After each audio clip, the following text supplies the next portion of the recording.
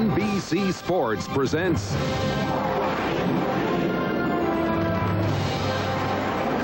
1997 World Series. Tonight, it's Game 4. The Florida Marlins versus the Cleveland Indians. Welcome to Jacobs Field, and my friends, these are ideal conditions for baseball if you happen to be a Penguin.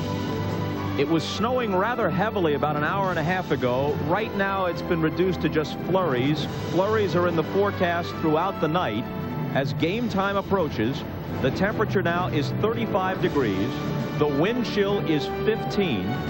Temperatures are expected to drop to about 30 by the time this game ends, making it the coldest game in World Series history, at least until Game 5 tomorrow night. Hi, everybody. Bob Costas. I'll be joined later by Bob Uecker and Joe Morgan. Right now, they're off somewhere building a campfire. Let's take a look at tonight's starting pitchers. We expect to play this game without delay. A pair of rookies. They're dissimilar in that Tony Saunders relies on the changeup and Jarrett Wright is a hard thrower. To tell you more about that and take you through the pregame show, let's send it over to Hannah Storm and Keith. Pitch of Game 4 of the 1997 World Series, and now to introduce the national anthem, we send it to Cleveland Indians public address announcer Mark Trumba. Ladies and gentlemen, please remove your caps and remain standing for the presentation of colors by the United States Air Force, the United States Navy, and the United States Army. To honor America in the singing of our national anthem, please welcome the star of NBC's Caroline in the City, Leah Thompson.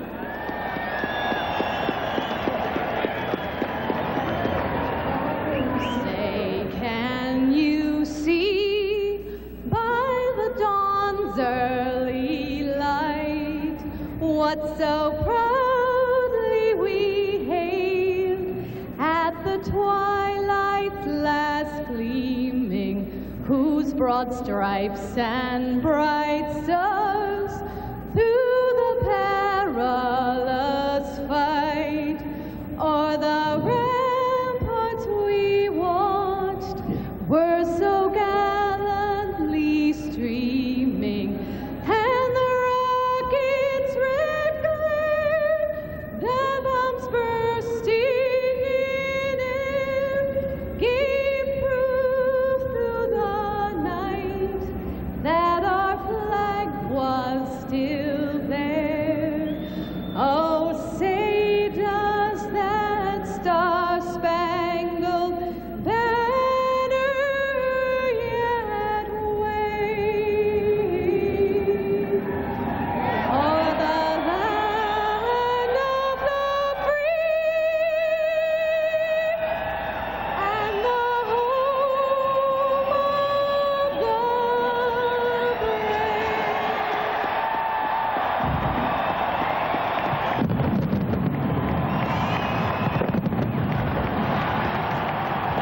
brave? The first pitch of Game 4 of the 1997 World Series is next. We turn it over to Bob Costas, Joe Morgan, and Mr. Baseball, Bob Uecker, after these messages.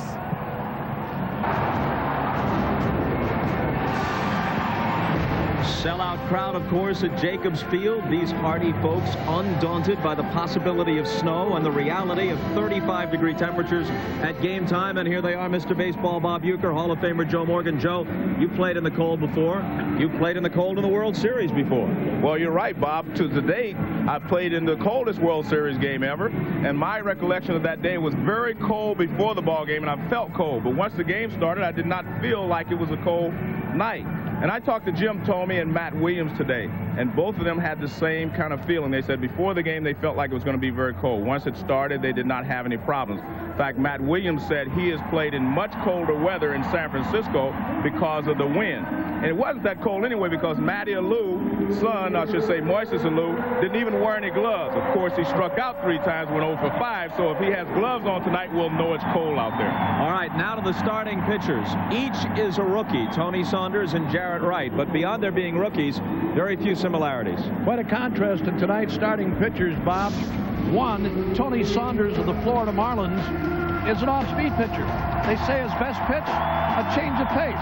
If he features a change of pace, it better be a good one. On the other side, it's Jared Wright, a power-throwing right-hander.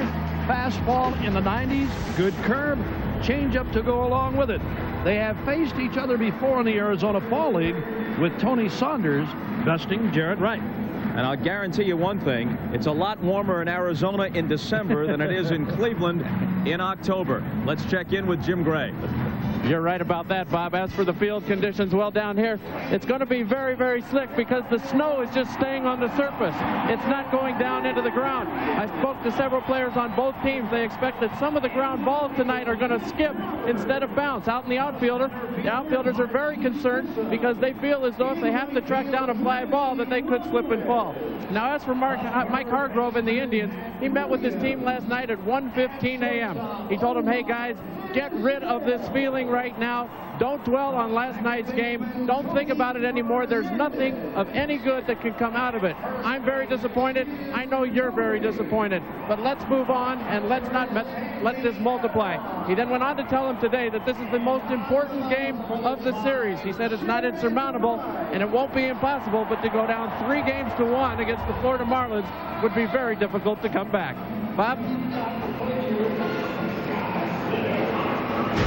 Jim, thanks, and here is the Florida lineup, and it's identical to last night.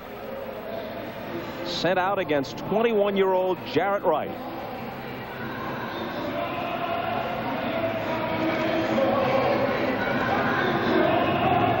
Well, Jared Wright features a very, very good fastball.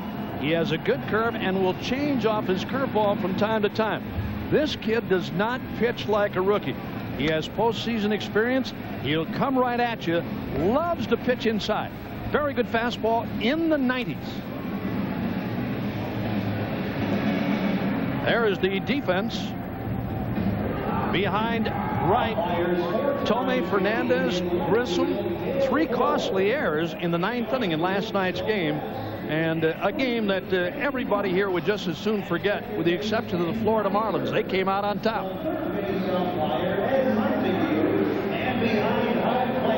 Well, Moises Alou in a different position tonight. He's got gloves and a hot water bottle on, so maybe it is colder tonight. But after 3 strikeouts last night, I thought he might make a change. Jarrett Wright, the 21-year-old Californian, began the year at Akron, their AA affiliate, then on to AAA Buffalo before coming up to the big club in June. 8-3 in the regular season, 2-0 in the postseason.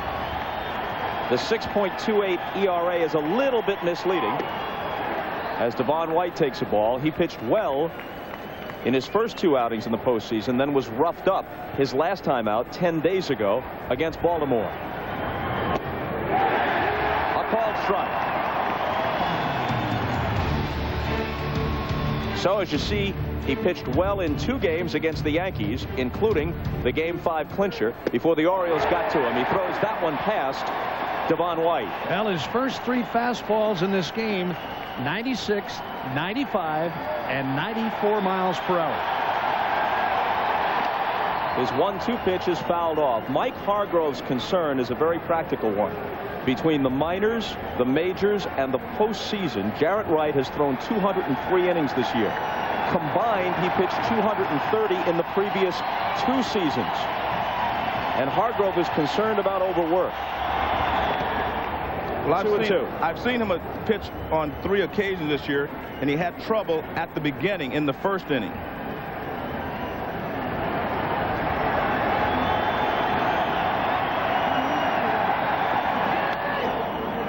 Still 2-2, and as Hargrove put it, he felt, especially after his last outing against Baltimore, that maybe Jarrett Wright was getting near the empty level in terms of his gas tank. Well, it wasn't the velocity, but it was the hop, the late movement he was missing in the last couple of starts. His 2-2 pitch. They check at third, and he's punched out. Wow. Ed Montague says he went around. Here it is again, this check swing by Devon White. Eddie Montague, the third base umpire, made the call. And again, it looked from that angle like White went around too far. There it is again, and Montague saw it as a strikeout. Here's the one you can really tell on, and he did. White shaking his head in disagreement, but the replay backs up Montague. Greg Kosk from the American League has the plate. We'll give you the rest of the umpires in a moment. Edgar Renteria takes ball one. Randy Marsh is at first. Ken Kaiser is at second. Montague, as we've mentioned, at third.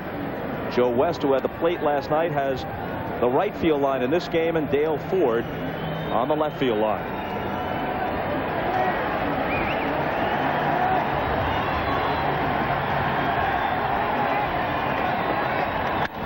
Renteria hits one into right, and it drops for a hit. A lot of the players talk about Jarrett Wright, and they say he's kind of cocky, and I can understand that. Renteria hit a base single to right field there, and he stared at him like, you're not supposed to hit that pitch. Let's take a look. Renteria is becoming a very good hitter. He goes the other way on this fastball. It looks like about belt high, middle of the plate in, and he shoots it to right field. This is what he does best. In fact, it is on the inner half of the plate. It's good hitting there by Renteria. And now Sheffield, who had a first inning homer off Nagy last night as part of a dream game. 3 for 5, 5 RBIs, and a great catch robbing Jim Thome at the wall.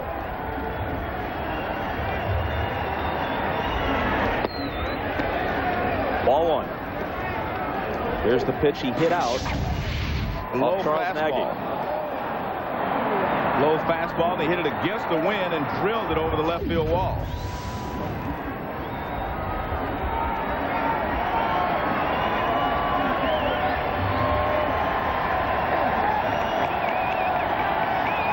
The 1-0 pitch. 2-0.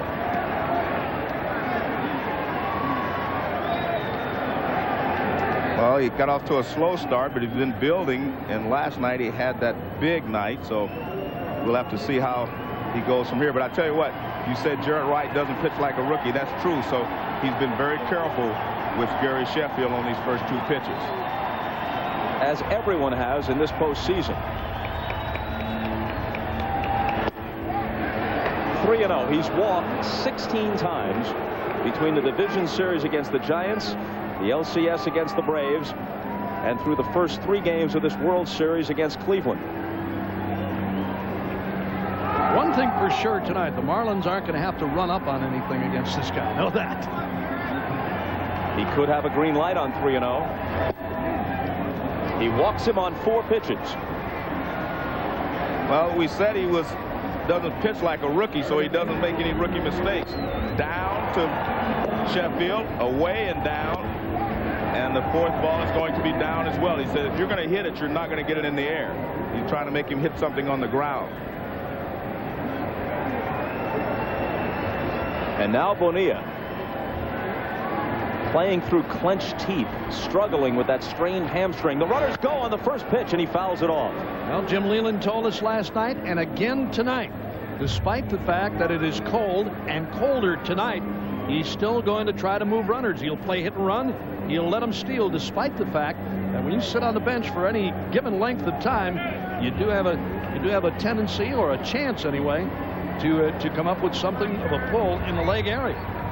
Also, he's staying out of the double play there because Bonilla can't run very well.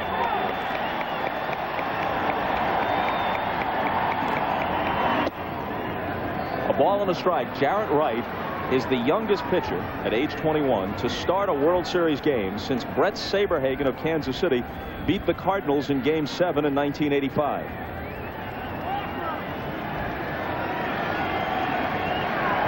His 1-1 pitch. Ripped foul. Now that was a change of pace from Jarrett Wright. 84 miles an hour. He got it up on Bobby Bonilla, and Bonilla out in front of him. He doesn't throw him too often. Every once in a while. There you see it. Little change up. Bonilla out in front. And he ripped it foul to the second deck. Here it is again. Off the inside, about belt high, and Bonilla out in front.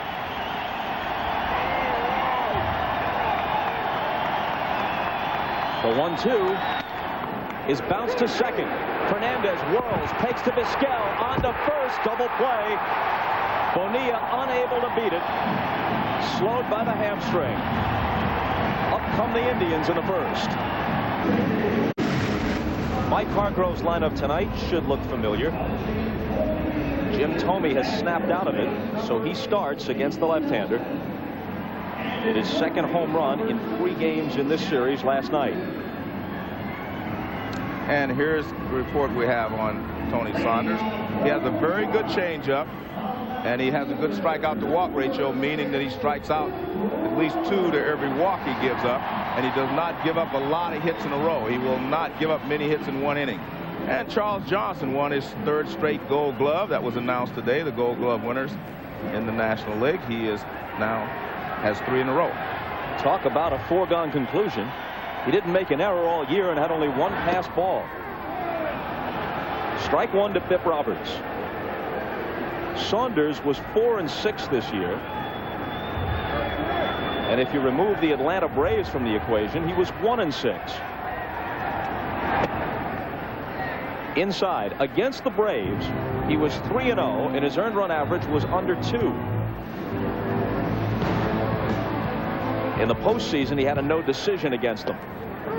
Against the rest of the National League, he was 1-5 with only a September victory against the Philadelphia Phillies to show for it. He's ahead of Roberts, 1-2, and strikes him out.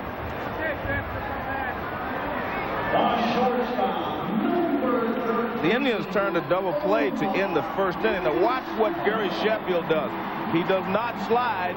He is trying to get Vizquel to throw over him and throw the ball away. The Yankees came into Vizquel a couple of times like that, and then finally he started throwing right at their head.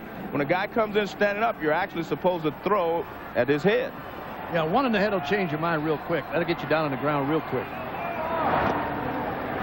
Ball 1 to Vizquel. Or even in the chest, Joe. Well, you're supposed to slide, so you have to get the runners down. If I hit him in the chest with my arm, it wouldn't have hurt him, so you had to hit him in the head. Yeah. Fastball for a strike. What a contrast between Jarrett Wright and Tony Saunders. Wright was a huge prospect. Everybody in baseball knew about him and coveted him. Saunders was undrafted. And there are some 60 rounds of the baseball draft, so multiply that by 30 teams and think of how many players were taken and how often he was passed over before anyone gave him a chance. 2-1 pitch, line to left. A 1-out single for Vizquel. Bob, if you're a scout, you're looking for the big hard throwers. You figure you can teach them the other pitches.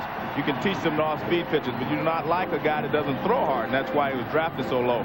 Here's the reason. When he gets a fastball in the middle of the plate, they're going to hit it hard. And that was a fastball from Saunders, and Vizquel has not been swinging the bat well, but he hits a bullet to left field. One thing I would be careful of if I was the Marlins, that is throwing a lot of changeups. You're going to give Bobby Bonilla on the left side of that infield a lot of action tonight with all these right-handed hitters. Hey, take a look at Ramirez as he steps in the box. When's the last time you saw a guy wear socks like that? Are they up over his pants? They are, aren't they? He's not exactly styling, but I think warmth rather than fashion is the number one concern here. Here comes Santa Claus. That's a first for me. Here's the 1-0. In the air to right. Sheffield going back. Sheffield to the wall. Goodbye.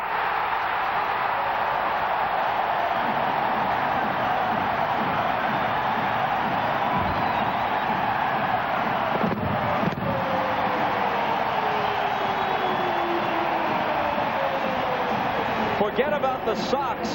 It's the way he socked that baseball that matters. Well, you know, the Indians, since they went on that little winning streak, all adopted that high style of wearing the pants. This might change the whole club again. They might all come with the socks on the outside over the pants. Here it is again. That looked like a change of pace from Saunders. And Ramirez goes the other way, and he knocked it out of here. All Sheffield could do on this one was watch it go. No chance to make a play. He made a beauty last night on a ball hit by Jim Thome.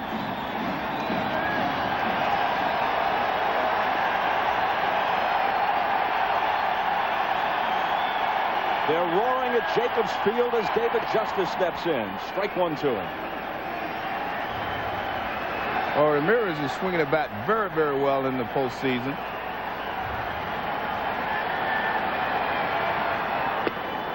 A ball and a strike from Manny. His second home run of the World Series. His fourth home run of this postseason. And his ninth playoff or World Series home run in just 3 years. 1-2. That shows you how good the changeup is from Saunders when he really pulls back on it. Watch this swing by David Justice. He's really fooled. Changeup now from Saunders around the outside. Now watch how far out in front Justice is on that pitch. An excuse me swing. Count evens 2-2. A lot of left-handed pitchers do not like to throw the changeup to left-handed hitters because they don't see the ball as quickly, so they normally do not commit as quickly as a right-hander hitter does against the changeup. Struck him out. It's his second strikeout of the inning. But in between, a single by Vizquel and a 2-run homer from Ramirez. Well, he starts Justice off with a fastball on the outside corner. Curveball hangs. There's the changeup. Another fastball away and another curveball right there at the end. So he got him with a curveball. He threw him a changeup. He saw all of his pitches.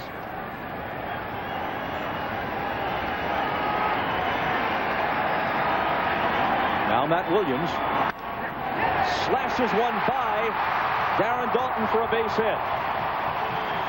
Daulton just could not get down in time. The ball wasn't that far from him, but he couldn't get down before the ball got to him. Sometimes a right-hander hitting the ball to the right side, you don't pick it up as quickly. Watch how close this ball is hit to Daulton. See right there, you see he didn't move, and he did not get the glove down in time. Watch Daulton in the background. He doesn't move, and the ball's right near him, and he just can't get the glove down in time enough to make the stop. He looked like he lost that ball for a moment, Joe. It looked like he almost leaned back toward the bag as the snowflakes start to fall once again.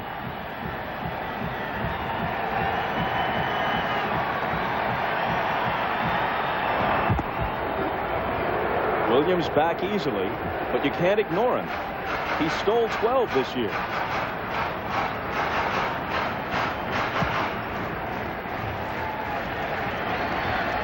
Saunders pitched to Sandy Alomar. The first another throw over. It is easier if you're going to attempt to steal it with Charles Johnson behind the plate to have a left-hander on the mound. Left-hander's delivery to the plate is slower, and you can take off on his first break and get a great jump on him. A strike to Sandy.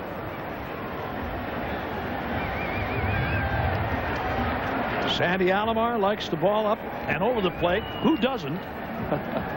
Pitch him in and above the belt. If you can get inside on him, you've got a chance, but you got to be careful in there. Anything away, he'll go to right field, and he'll go that way with power from time to time. The last entry said change speeds on him. When he's right, that's what Saunders does best.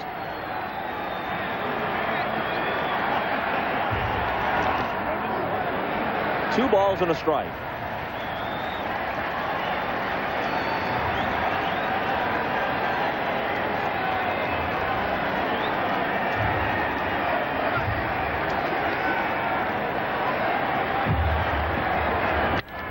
A liner for a hit toward the gap. If it gets through, a run might score. On his way to third is Williams. Newman's waving him home. Could be close on Renteria's throw. Safe.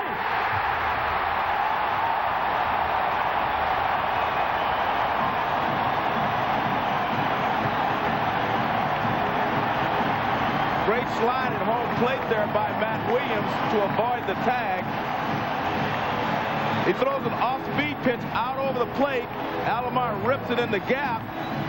Now, he did everything almost correct here. Watch Devon White. He will get the ball back to Renteria, but he has to move to catch it. See, he has to turn the wrong way. Now he loses his perspective on the plate, and he throws up the line just enough that Matt Williams can make the slide and avoid the tag.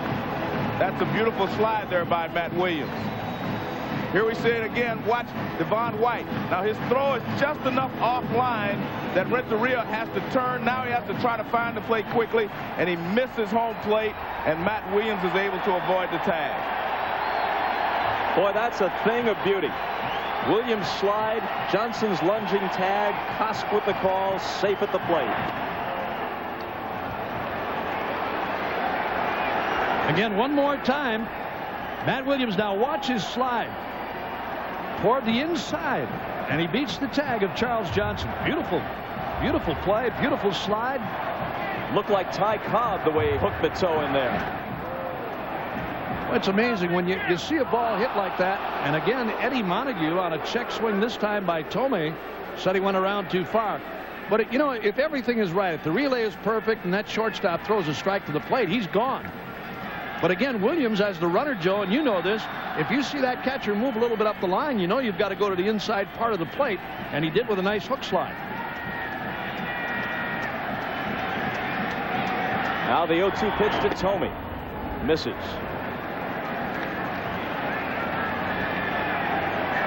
There you see it. There's what I'm talking about. Inside he goes with that little hook slide on Charles Johnson. He almost got him. Just a reach. Good piece of coaching by Jeff Newman at third, too. And another good piece of hitting by Sandy Alomar, whose double brings home the third run and now gives him 13 postseason RBIs. You know, Jim Leyland told us before the game tonight, I asked him about Saunders and his selection of pitches, talking about the changeup. I said, what would he throw, about 30%? He said, yeah, in that area, 30 to 35. That might be too much tonight.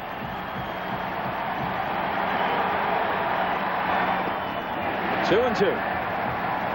But if that's his best pitch, Bob, he's going to have to throw it or he's not going to be around anyway. Well, but I'm saying, Joe, if those guys start setting changeup, you don't see hitters set changeup too often. And he's got a good fastball, fair. I mean, he'll pitch inside. He's not afraid to come in there. We know that. He's got to figure a way to get ahead of the hitters. Then they can get him to chase the changeup that's out of the strike zone. But he hasn't been able to get ahead of these right-handed hitters. Full count.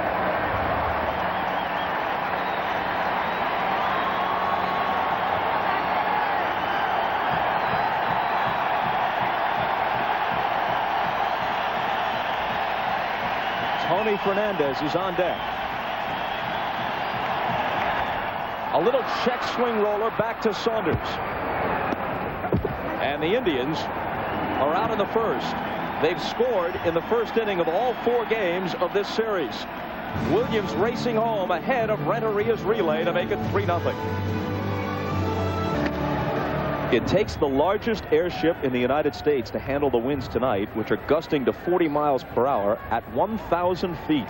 The locally based Goodyear blimp Spirit of Akron providing the aerial shots. I'm sorry.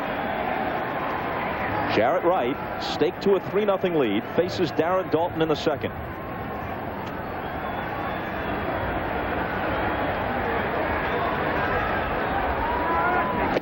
And starts him with a strike.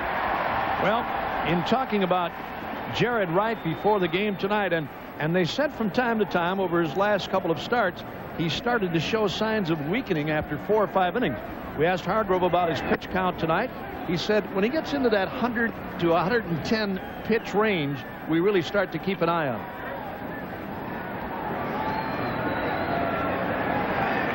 His 1-1 pitch fouled off. I'm going to say with Sandy Alomar and Jared Wright, in watching Alomar work, watch Alomar work with this kid, because he does have the ability to spot pitch from time to time. He can really work inside, and let's watch him here on Dalton.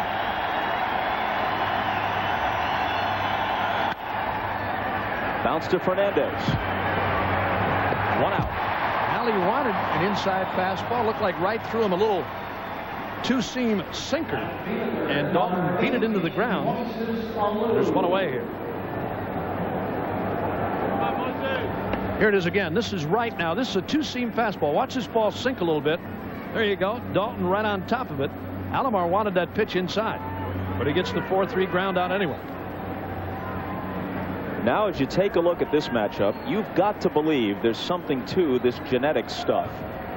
Moises Alou, the son of Felipe Alou, bounces it to Matt Williams, who takes it on the short hop and throws him out.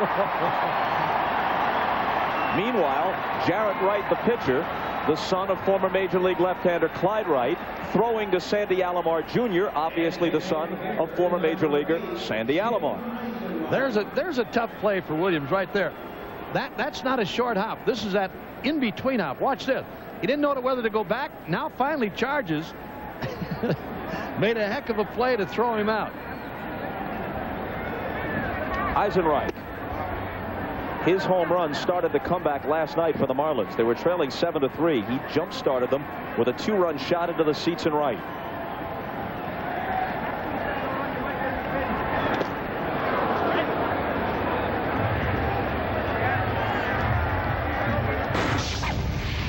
This was the big hit of the ball game as far as I'm concerned last night. Being down 7-3 and with one swing of the bat, you're back to 7-5. That got them right back in the ball game. So I thought he had the key hit of the ball game last night. 3-0. Joe, did you ever hit against Jarrett Wright's dad, Clyde Wright, the left-hander for the Angels and Brewers? I don't think so, but maybe in spring training. In there for a strike. What was Jarrett Wright's comment? All of them left-handers look alike to me. I hit against Wilbur Wright, if you want to know anything. I thought Orville was tougher. He threw sidearm. And he walks Eisenreich with 2 out on the second. Hey, Joe, I asked Eisenreich tonight. We were talking in the clubhouse tonight. I said, what are you trying to do with that ball he hit last night? I mean, he really hit that ball hard and deep into the second deck and right. He said it was a total mistake. He said, that's not me. He said, I'm an opposite field hitter or back up the middle. He's a good hitter as well. Oh, he is. Yep. Career average well over 290. Better than 300 each of the last 4 seasons with the Phillies. And 280 this year for Florida. Almost got a piece of Charles Johnson. One of the things I've noticed so far, Jarrett Wright's a hard thrower, but they're still pulling the ball off of him. And the 3 starts I saw him make earlier this season, they were not pulling the ball after the first inning. Alomar can't find it, and Eisenreich takes second. I think Alomar is going to be charged with a pass ball here. He caught this ball and then had it pop out of his glove and then couldn't find it. This one down low and outside with a ball that Alomar should have handled. Nope, that pitch was in the dirt. And Wright will be charged with a wild pitch. Sandy thought the ball got behind him. He did the job in knocking it down. There's Jimmy Eisenreich. And as soon as he sees Alomar can't find that ball, he lets out for second base. As a base runner, anytime you see a ball go below the knees, you should anticipate that it's going to be in the dirt, and if it's bounced away from the catcher, you can get a better jump and a quicker jump going to second base. Anything below the knees.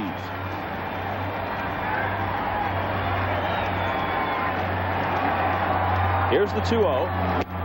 In there.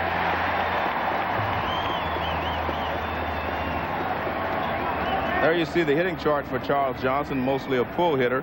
And I think most of those balls were early in the season. Now he hits the ball pretty much back through the middle and to left center. 2-2.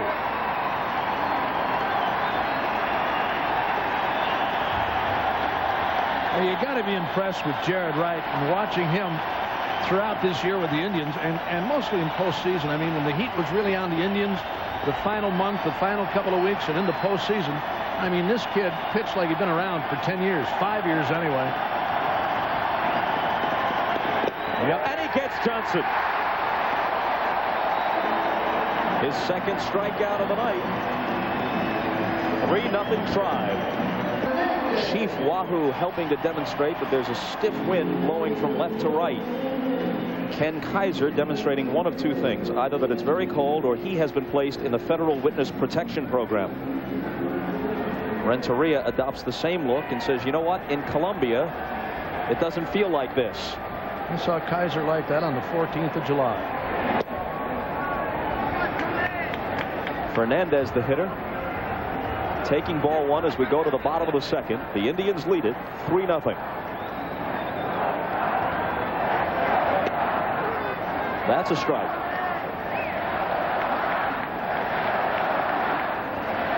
Fernandez in World Series play which includes his tour of duty with the Blue Jays. 2-1. Saunders got both of the left-handers out, Justice and Tomey, in the first inning, but he had trouble with all the right-handers. He's going to have to figure a way to get ahead of the right-handed hitters to make his changeup effective. And he's going to have to do that by spotting his fastball better to start with, or throwing some curveballs to get out in front. You're not going to get many people to chase the changeup out of the strike zone unless you're ahead in the count.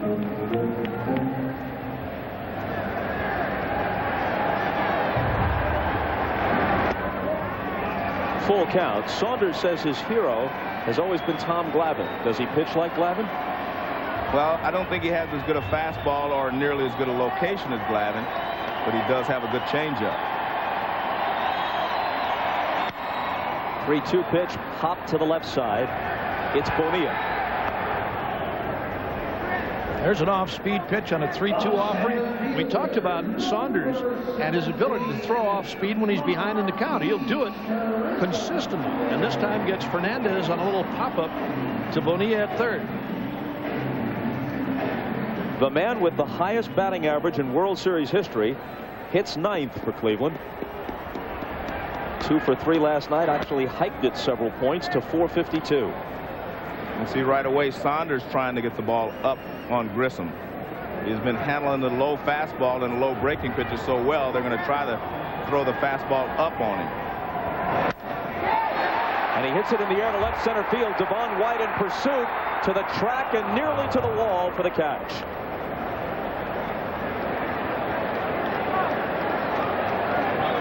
Two down in the Indians' second. While you're watching tonight's game, you can also go online to MLBWorldSeries.com and chat with Barry Larkin about the game and the series. Plus, tomorrow, Mr. Baseball Bob Uecker will be online at 2 o'clock Eastern Time. Larkin now, Uecker tomorrow at MLBWorldSeries.com. Mine's all in longhand, so take your time. Just take your time. You're such a star, Uke. They don't give you a chat room. They give you a chat suite. Well, I just, no, I do it in longhand. Just be patient with me. Bibb Roberts hammers one down the left field line. Big trouble if it's fair, which it is. One hop against the wall. Roberts heading for second. In with a double.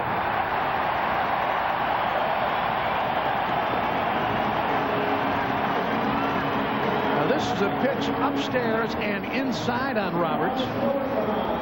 Watch this. It's up and in. About belt high. Roberts turns on it. There you got a better angle. You see how far that pitch was inside on him. And he hits it to the wall and left. 2-out double. I think, Joe, when you talk about Saunders, despite the fact that he tries to pitch upstairs every once in a while, his strong suit is still down. A strike to Vizquel. I felt like they were going to have to change their pattern on Grissom because he's hit all low pitches, so they're going to try to pound him up. I don't think he's going to try to pound too many of these other right-handed hitters up. They check it first, and he laid off, says Randy Marsh.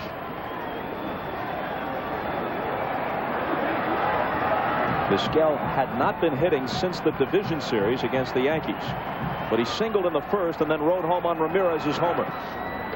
Johnson blocks it, no advance. One of the things I'm noticing about Saunders' changeup tonight is that it seems to be slow enough that they're really committing, but then they're able to stop their swings. Usually you commit on a changeup, you can't stop it, but they're starting to swing and then they're all stopping, and that's so I think he needs a couple more miles an hour on that changeup. The 2-1 pitch. Hit to second. Counsell has it. Vizquel is retired, and the Indians are out in the second.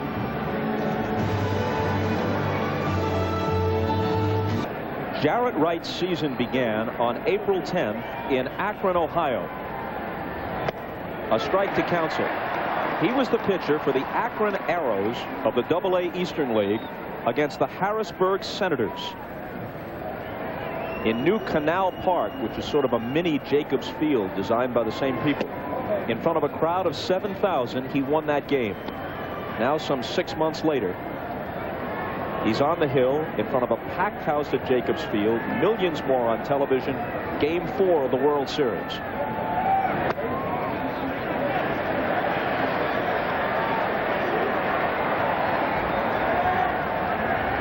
It hasn't happened often. Rookies starting for each team in a World Series game. A memorable one on that list. Righetti against Valenzuela in 1981. Well, the one that I think is most memorable is 83. Charles Hudson and Mike Boddicker, because I was playing. For the Phillies? Yeah, I don't remember the other one. Well, the result didn't please you, though. The Orioles won that series in 5. Right. Well, they also defeated Hudson in Game 2 after we had won Game 1, meaning the Phillies. There's Tony Saunders, who occasionally this year has flashed a goatee, but is clean-shaven for his World Series start. The walk to Counsell was the 3rd issued tonight by Wright. He struck out 2.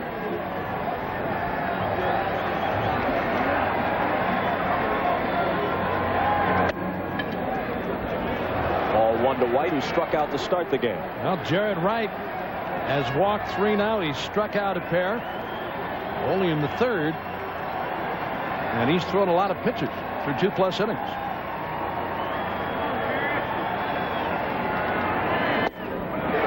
In there, 1-1.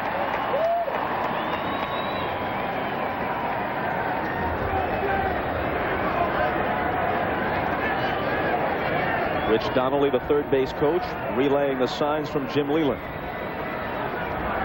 Counsell leading away. Not going. Outside, 2-1.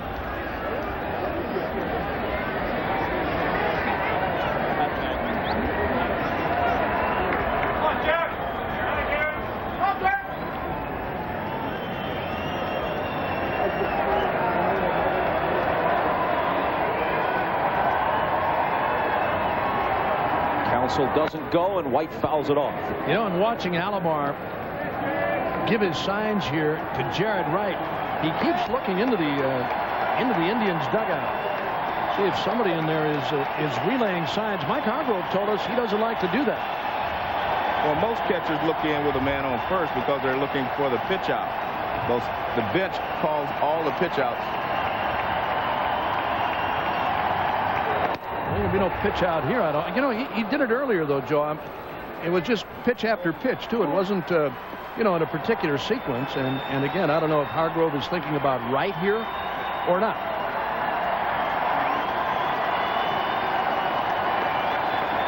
Here's the 3-2 pitch. The runner goes, and White fouls it off. Alomar took the brunt of that, it appeared. Here's his fastball now from Wright, and the swing and a foul back. Yep, that one got Alomar in the mask, turned him around a little bit, but he's all right. Again, Counsell takes off. White's bat is shattered on the foul ball. From a catcher's perspective, how much more difficult is it to work behind the plate on a frigid night, at least frigid by baseball standards? You know, I don't really see it being a problem. You know, you're moving all the time, you're throwing, you're up and down. If there's anybody in the ballpark that's comfortable on a night like this, and I think we've talked about it before, it's the pitcher and the catcher. I mean, even your hand, you're pounding the glove all the time. Your hand stays fairly warm, and I don't think any catcher has any kind of a problem. He shouldn't have anyway, throwing or gripping the baseball.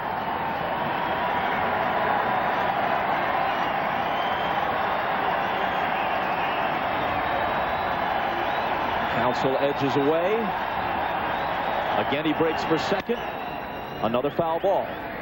You watch Counsell when Wright starts his delivery. Counsell gets about 4 steps on him before he ever lets the ball go. Watch, there he goes. He got about 4 steps as Wright delivers.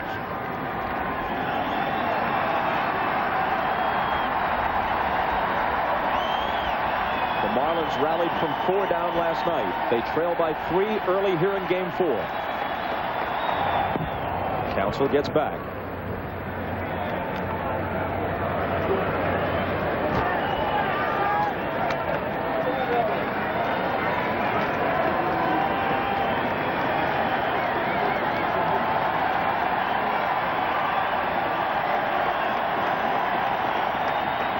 with Counsell going. White swings and misses. Alomar throws. Counsell steals it. Alomar had no chance on that. Counsell actually took off before Jarrett Wright even started his delivery to the plate. Now watch how he's running before he even starts. Look at that. He's on his way before he even moves toward the plate. And Alomar's throw is not going to get there in time. And Counsell steals it. A lot of managers will not run when they're down by 3 runs because they don't want to take themselves out of the inning. But Jim Leland says he's not going to stop running. He's going to continue to play the way he's played the entire playoffs so far. Renteria singled his first time up. There is, we are told, rabid interest in this World Series in Colombia because of the presence of Edgar Renteria. Unlike some, in fact many Latin American countries, baseball is not the #1 sport in Colombia. Soccer is. But Renteria has the status of a rock star or movie star, we're told. Slices it foul into the Marlin dugout. That's about how a rock star would hit an inside fastball, too. he kind of got tied up on that one. Sort of like a celebrity softball game. Kind of. Huh? Yeah. And a weak cut by Steven Tyler of Aerosmith. Here's the 0-2.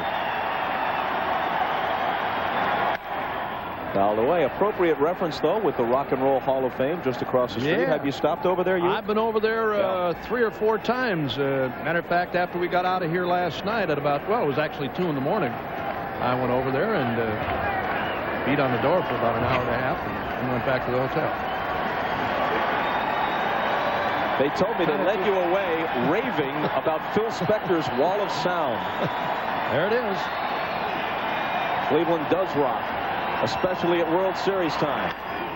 And Renteria fouls it off again. Maybe we can get another shot of that Rock and Roll Hall of Fame. It's a very distinctive building designed by the famed architect I.M. Pei with those distinctive geometric forms that he favors, glistening in the Cleveland night.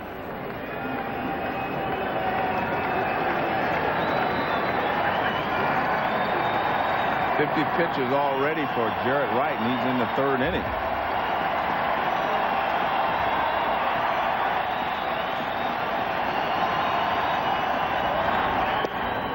Down low. Joe, you've talked about Renteria a number of times during the postseason, and the more you watch this kid, the more impressed you are. I mean, with his ability to try and take a pitch to right field, every once in a while to pull, but those pitches that he's fouling off are pretty tough pitches and trying to go the other way. 1-2 pitch. Reaches for it, rolls it to Vizquel, who charges and throws, and got it. Well, that's why Vizquel won another Gold Glove. He plays the position so well. This ball's hit right off the end of the bat, and he's moving, so Vizquel has a tough play. He charges, and he sees he has time. He takes a couple extra steps and throws on the run. Vizquel fields most ground balls with one hand, and he makes the transfer in a lot of different ways to his throwing hand, but he is an excellent shortstop. With the conditions the way they are tonight, Joe, it wouldn't seem likely that he would show us that little flip in the barehanded catch that he likes to do. Counsell moved to 3rd on the play. Now Sheffield with 2 out. He walked in the 1st. Jammed him, and he rolls it foul. Let's take a look at the comparison of the 2 shortstops. We think both of them are very fine players. Omar Vizquel, I mean, he does it with a little flash. Watch how he flips the ball. This is the transfer. Look at that. I mean, he has fun out there playing the game, which is the way you're supposed to play. Edgar Renteria, more your classic shortstop type. Watch, he gets in front of the ball, catches it with 2 hands, and makes the throw. Back live, a ball inside to Sheffield, 1-1.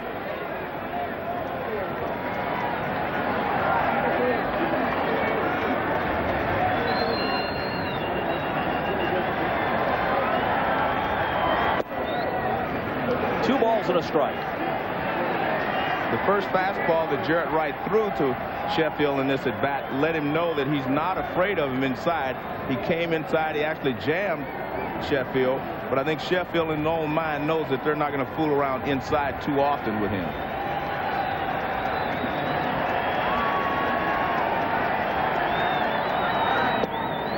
Called strike.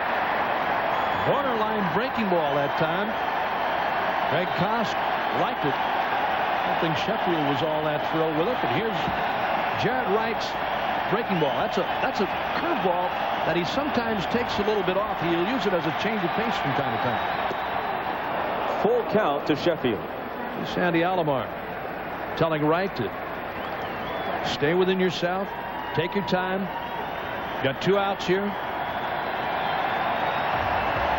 So breaking ball to Sheffield 3-2. Got him looking. Backdoored him and caught him on the inside corner. Let's take a look at this last pitch to Gary Sheffield. Now watch, look at his left shin. That is the left shin guard of Sandy Alomar Jr. Watch him. He reaches, he reaches, he reaches. Now he catches the ball here. Now watch him pull the ball all the way back across trying to get the strike. See where he catches, and now watch where he moves the ball. The glove, look at that. I mean, and he got the call. Close enough. Usually if you make that kind of movement with your glove, you're not going to get the call on a play like that. And that was, timeout was called, so that is no pitch.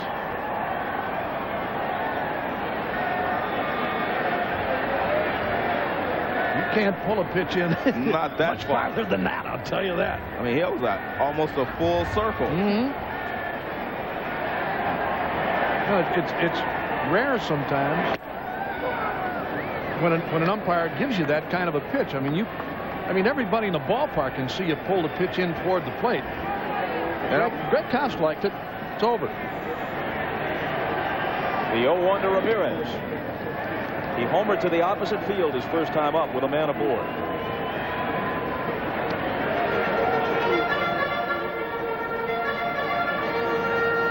It's 3-0 Cleveland as they bat in the third, trying to even the series at 2 games apiece.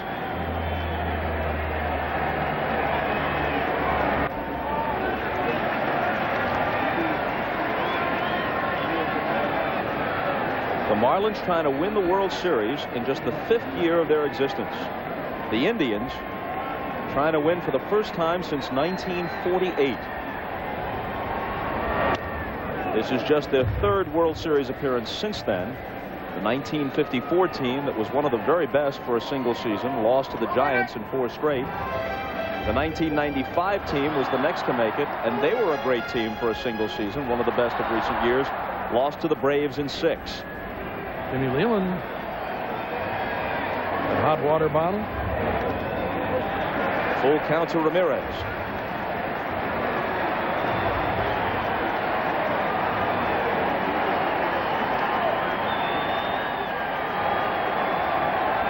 David Justice on deck. And a leadoff walk.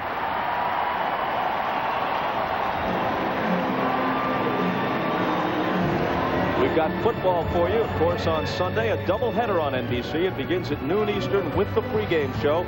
Then in Game 1 of the doubleheader, most of the country sees the Broncos battling the Bills. Then in Game 2, Mark Brunell and the Jaguars against Cordell Stewart and the Steelers, or perhaps regional action. It begins with the pregame show at noon Eastern Sunday.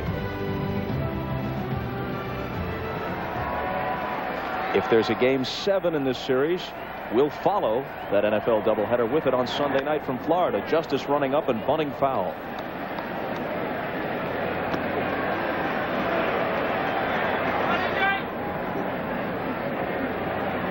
Well, Mike Hargrove to Jeff Newman, and Jeff Newman now to the runner Ramirez at first. David Justice knows what's going on, making sure Manny Ramirez, who's setting a new fashion trend for baseball, with those socks tonight. Over the uniform pants rather than tucked inside. I'm surprised he doesn't have them over his shoes. That would have really done the job. Up and in.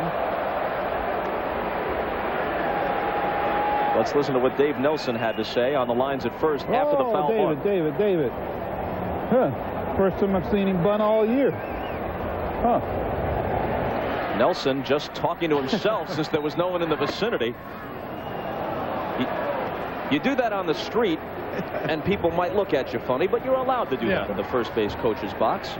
Well, the reason that he was surprised is because he has that big hole on the right side, and if he shoots it through there, Ramirez can go to third. You can get first and third instead of first and second with a bunt. A wild pickoff, and Ramirez is on his way to second.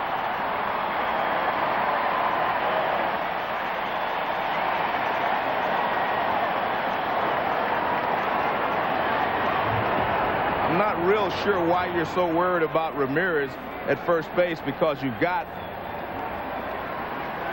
Charles Johnson behind the plate, and he deters all these base stealing threats. Right there, the ball just gets away. Good job by Counsell at second base to back up.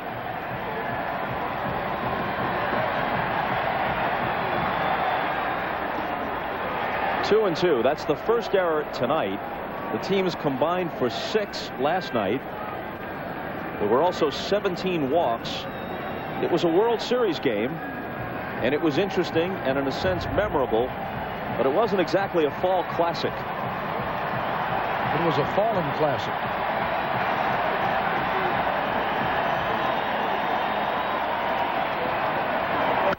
Two pitch, bounce to short. Renteria backhands, tries to plant his feet and throws high. There's the second error. Into the dugout it goes, and it's a 2-base advance for the runner Ramirez, while the hitter Justice will be placed at second. Well, this was a tough play, but watch his back foot slips from under him, so his arm goes under the ball instead of getting on top of it.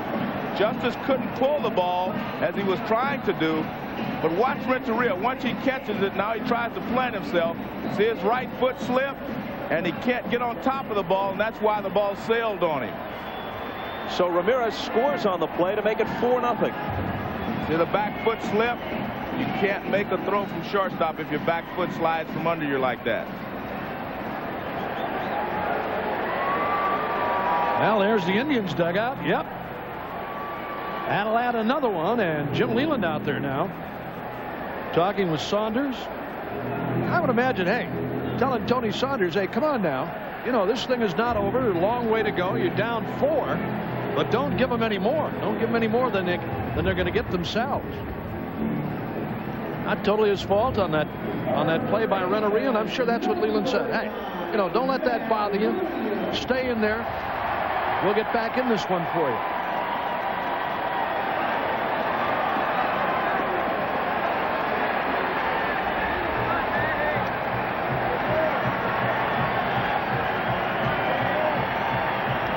Williams, who singled and scored his first time up.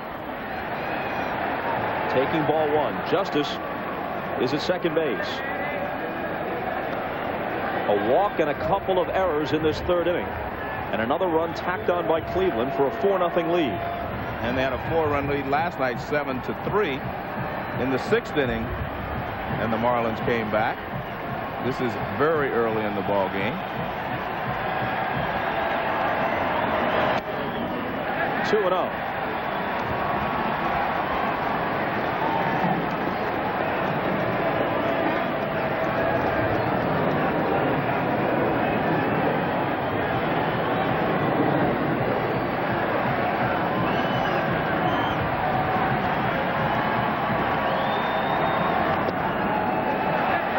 That misses 2. 3-0 to Williams. I am convinced that his changeup is too much slower than his fastball to get these Cleveland Indians hitters to chase it. His fastball is clocking around 91, and that changeup is around 76. That's a little too much difference because they start after the changeup and they're still able to check because it's so slow. Looked like he might have had a green light on 3-0, but didn't find the pitch exactly to his liking. Right on the outside corner, Bob. It looked like Williams was going. Al Fonseca and the Marlins bullpen getting ready.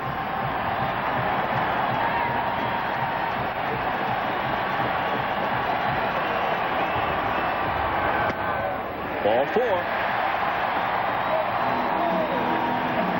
2 walks, 2 errors in a third inning that is not unfolding well for Jim Leyland.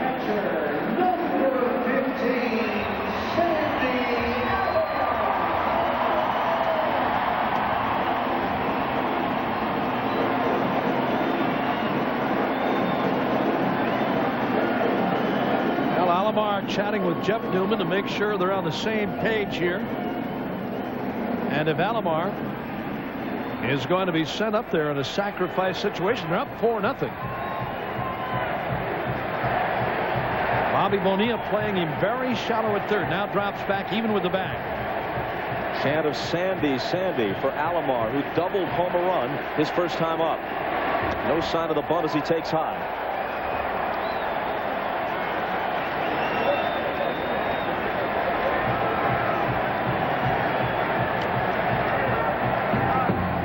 The way he's beating on that thing, you got to believe there's a picture of Art Modell on it.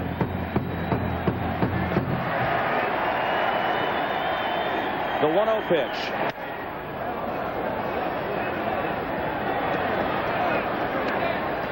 A lot of folks we've talked to, just baseball fans in Cleveland, say that although this year's team, which won 86 games, is not as good perhaps as the 1995 team that won 100, they feel more fondness for it and more attachment to it, and part of the reason is that the Browns abandoned this city, and the Indians therefore mean that much more.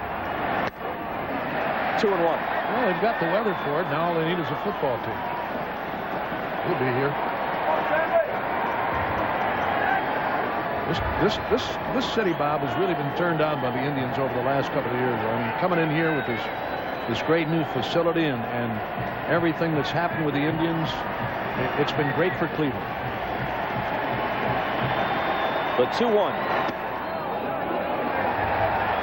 3 balls and a strike. Well, Jeff Newman now sending signs. Alomar stepping out to check Newman for signs. He never turned around and looked at Alomar. He was working signs to the runners at first and second.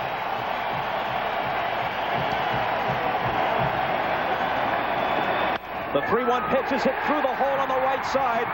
Justice being waved home by Newman. Sheffield's throw is cut off by Dalton. It's 5-0.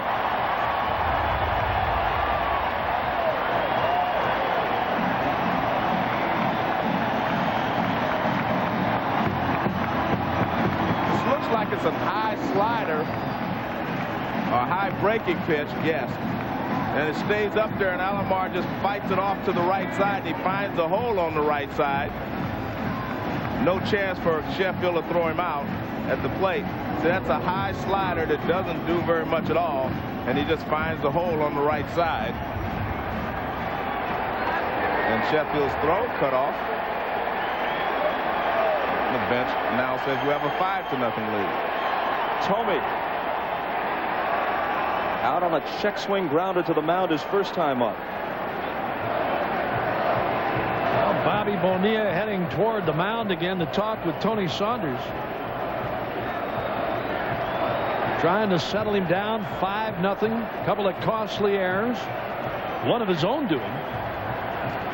Saunders has thrown a lot of pitches through 2+. Still nobody out.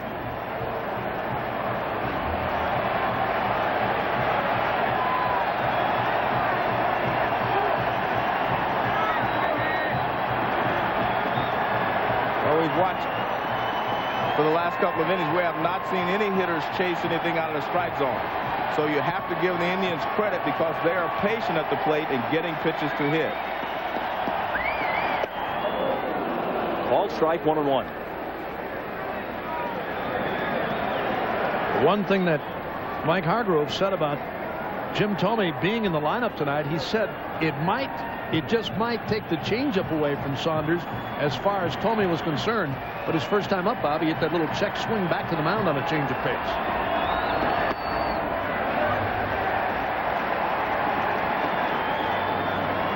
Two balls and a strike to Tomey, who hit 40 home runs and drove in 102 despite a September slump. 2 homers in this World Series. 2 balls and 2 strikes. Well, in game 1, he took a drive and hit it over the left field wall at Pro Players Park for his first home run in this series. And in game 3, he pulls this ball to right field and deep for his second home run. That was a line drive right over the right field wall. And of course, he had a long drive taken away from him by Sheffield.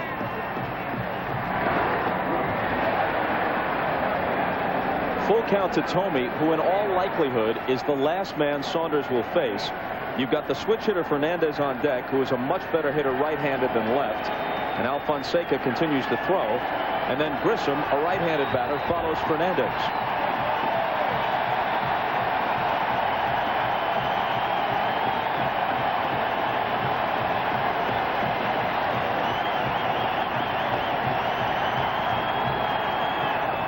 Walked him.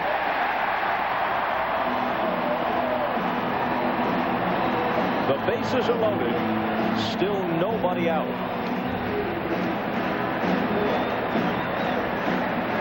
Second baseman, number 1, Tony Fernandez. Harry Rothschild talking with the bullpen to make sure everything is ready out there.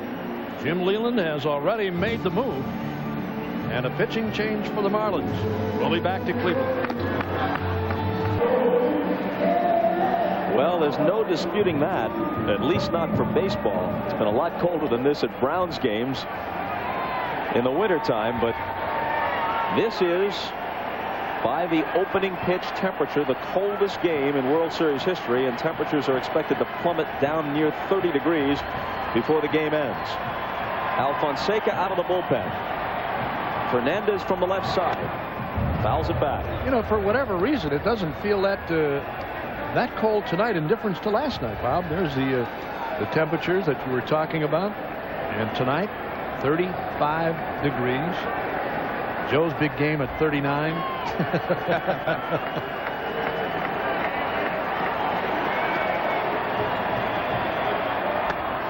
High and away to Fernandez. Let me see that graphic again. Did I see Pilgrims at Pirates? 4 runners of the Red Sox. The Pilgrims at the Pirates. I believe Miles Standish was the Pilgrims starting pitcher that day. 1-1 pitch line to center. The Indians pour it on. 1-run home, and they'll play it station to station. 6-0 on the Fernandez hit.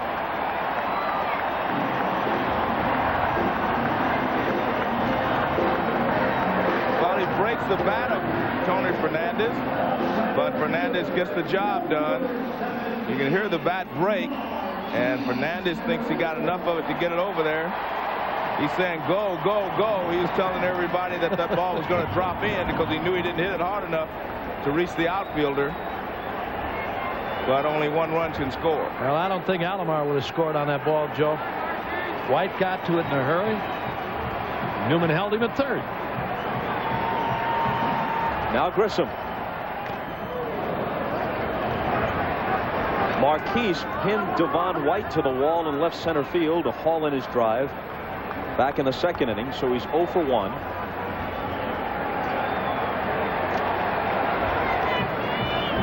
Mike Hargrove told us before the game that he doesn't like to get big leads early. I got to believe that he's feeling pretty good right now, in difference to Jim Leland. Yeah, I think this is preferable, Absolutely. actually. Yeah, that's absolutely. That's boy, is he unusual for a scared. manager. Usually they say on the other side. Usually they say, give me the lead, and I'll figure out how to hold it. Yep. 1-2 to Grissom, who is 2 off the World Series record in terms of a hitting streak. He's hit safely in all 15 World Series games in which he's participated over the last 3 years. Hank Bauer of the Yankees hit in 17 straight.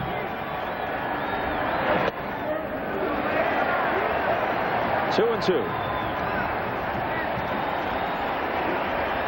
Last night, Grissom moved past the great Clemente and into second place behind Bauer.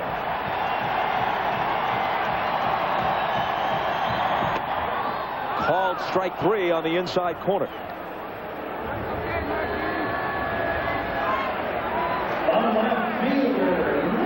Let's take a look at these pitches. Fastball sinker in. Fastball up. Slider away. Another slider away, and then a fastball back on the inside corner.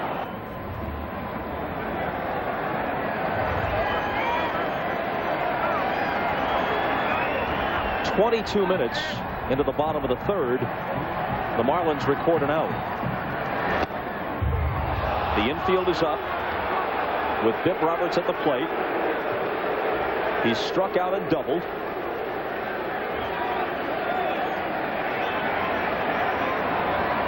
Given Bip's speed, especially from the left side, they figure even with the bases loaded, their best chance if they field a ground ball is just to come home for the force rather than trying to turn two.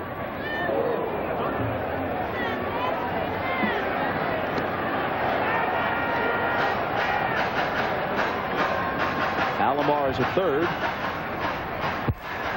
Tomey is at second. Fernandez at first.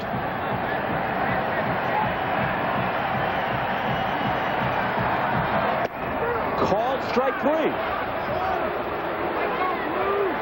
Johnson set up outside, and that's where Alfonseca put it. Well, again, here's the pitch sequence. Breaking ball off the outside. Roberts hits this one foul, and then a fastball right on the outside corner. Alfonseca agreed with the call. You see him pump up that right arm? Roberts didn't think so. He thought the pitch was outside. Now Vizquel, the ninth man to bat in the inning. Cuts and misses. Little off-speed pitch that time. He took something off a slider, and watched Vizquel chase it down low and inside.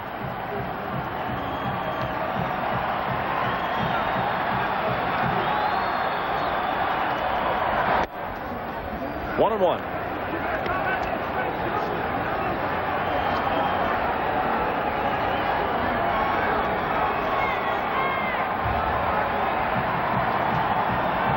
Steps out.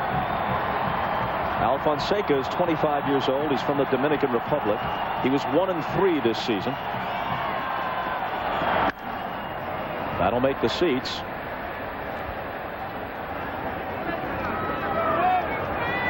Alfonseca's a big guy, 6'5", 235.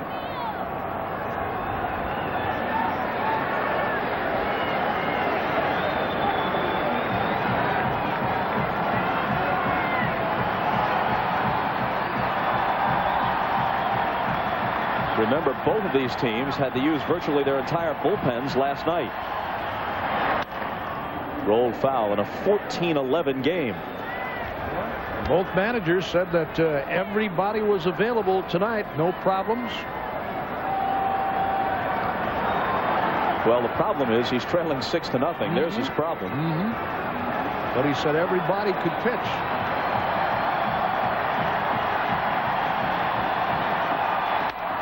Popped up. Counsell. The Indians score 3 and leave 3. After 3. 6-0 home team.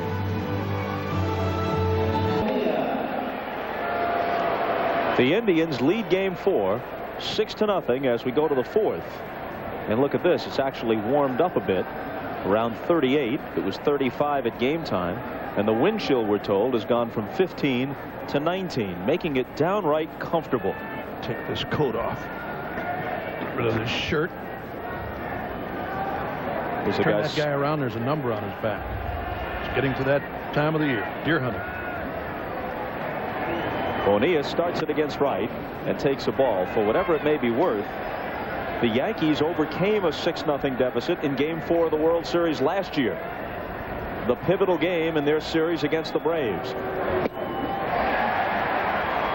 The one in which Leyritz went deep off Mark Wohlers.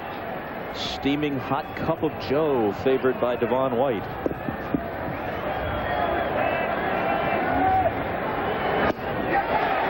One and two.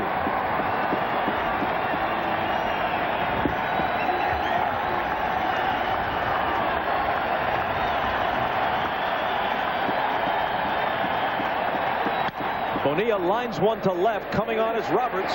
He's there.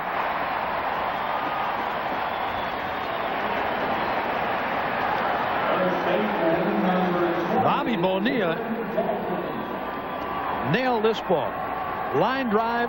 Here's the charge by Grissom. Now watch. That ball really took off on him. Bonilla really hit it hard, but he's gone. Snow starting to fall again. As Darren Daulton connects on one, and this ball is off the wall at the 375 sign. Daulton heads for second, in with a double.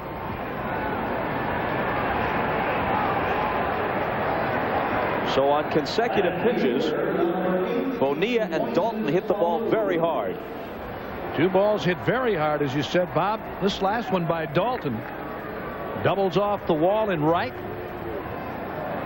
That ball really carried Manny Ramirez. A nice play on it. Throw a little bit off target. Daulton in there with a one-out double. Daulton's had some very good swings the last couple of nights, Joe. Well, he's a very good hitter. I mean, he's a patient hitter. He knows how to get the hitter to bring the pitch to him. He doesn't go out of the strike zone too often. A ball to Moises Alou. Clyde Wright, former Angel, Brewer, and Ranger, won exactly 100 career games. Watching his son pitch in the World Series. Inside, Clyde Wright was a completely different kind of pitcher, a left-hander to begin with. And really his key pitch was a screwball. He didn't have overpowering stuff. The other day he said, you know, I'm thrilled for Jarrett, but I just wish that I could have his stuff for one day. Yep. Go to the mound one day with this kid's stuff. Oh. 3-0. He probably got knocked out in a second. No, you watched him pitch, Bob. Clyde Wright. Here's that last fastball from Jarrett. High inside fastball. Backing Alou out of there. Here it is again, riding inside on him. But Wright, the screwball, curveball, little sinking fastball. Talking about Clyde. And Alou walks on 4 pitches.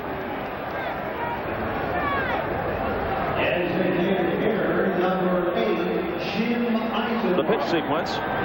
Well, his speed is down. The 2 breaking balls, now the 2 fastballs. This one up and in was only like 80-something miles an hour. That one's back to the 95, but his speed is jumping all around here. I don't think he's getting his mechanics down right. He's having problems with his mechanics.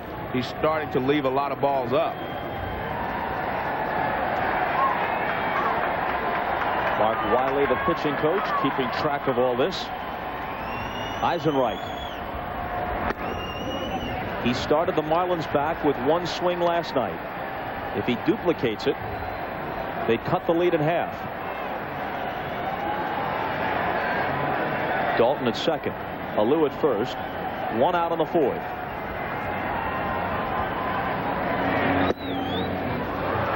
And he falls behind 2-0. Well, last night when we featured the DH for the first time, David Justice was the guy that would have gotten the nod because of what he's done all year. He hit .335 with 14 home runs.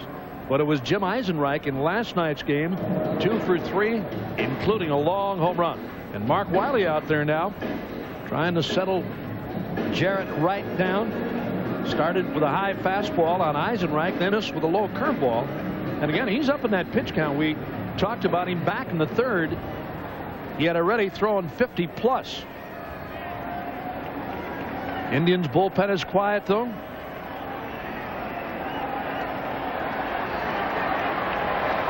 Nothing going on out there now. And the 2-0 pitch to Eisenreich. Jim is of course used to the DH role. Had a long stretch in the American League with the Royals and the Twins. Started his career with Minnesota back in 1982. The last pitch hit 95 on the clock.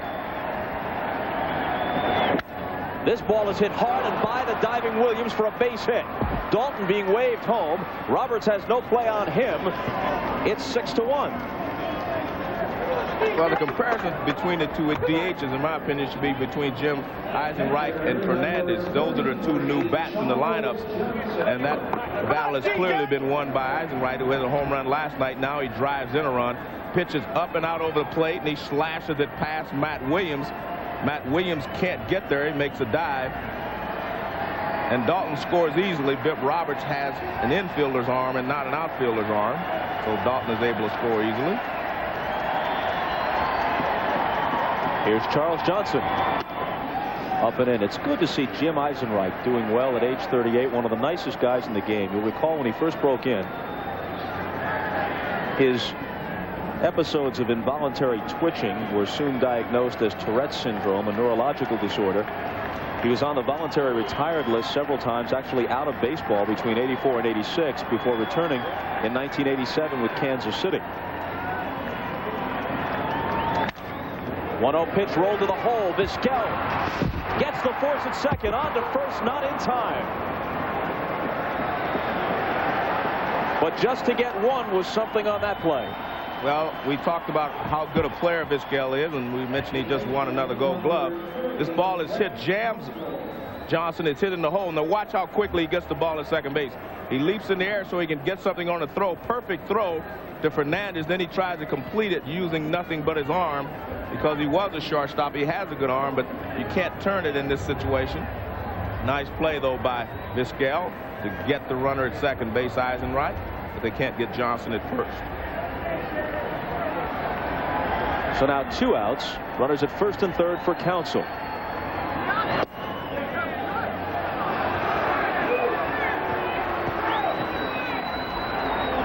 Ball 1 to him to finish up about Eisenreich, who was erased on that force. The Tourette's syndrome is now under control, allowing him to play baseball for the past decade.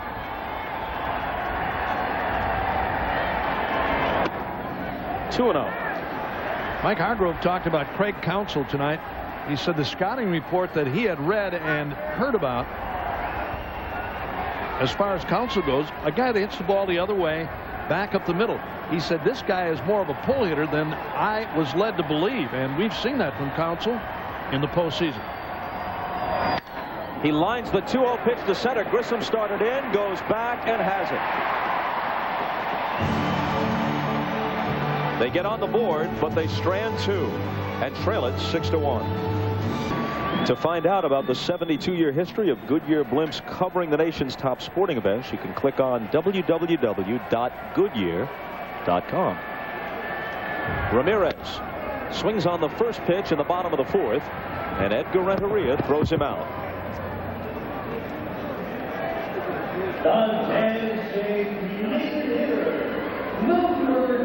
Well, the Marlins need the same kind of job from Al Fonseca that they got last night from Heredia, to hold the Indians in check and give his team a chance to bounce back, get one here, one there, and then maybe have a big inning.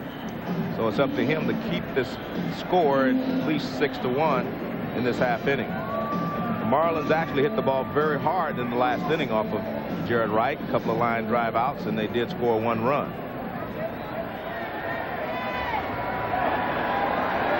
Justice has struck out and reached on an error. Inside to him.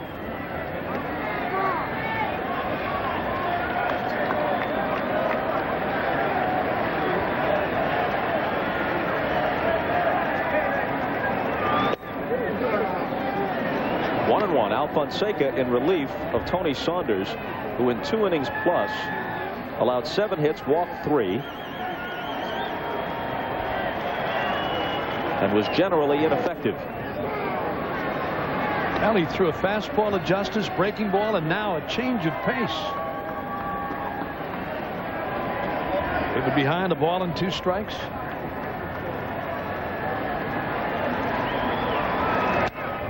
Foul back, all 6 runs charged to Saunders.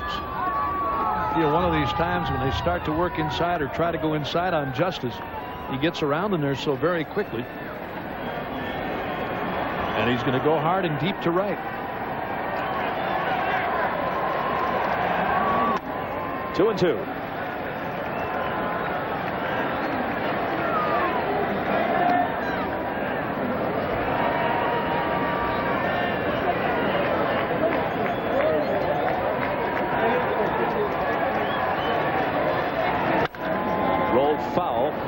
One good thing about playing this game under DH rules from Jim Leland's perspective, if Al Fonseca continues to pitch well, He can save his bullpen a little bit by letting him go a few innings instead of having to hit for him when the ninth spot comes up in the order.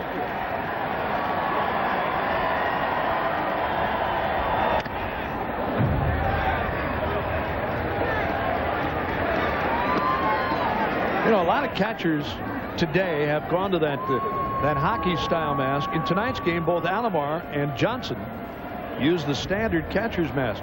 Every guy that you talk to, every catcher that wears that new style mask, say they're much more comfortable, and you don't feel the shock as much on a foul ball. And there's another one. Still 2-2. It was the first guy that Charlie O'Brien, I believe, was the first catcher that tried that hockey style mask, goalie's mask, and he really liked it. Well, it's definitely more protective. I mean, from the backswings of hitters, gives you a little bit more protection. Well, guys, everybody today wears a helmet anyway, but that, for the most part, catchers say it's more comfortable and more protective. And Justice continues to battle Alfonseca. I remember catching 4 or 5 innings without a mask. Boy, you talk about taking a chance. You gotta have quick hands, baby. I understand it was 4 or 5 innings before anyone noticed. It was 4 or 5 innings before they let me use one. The 2-2 again. Foul ball again.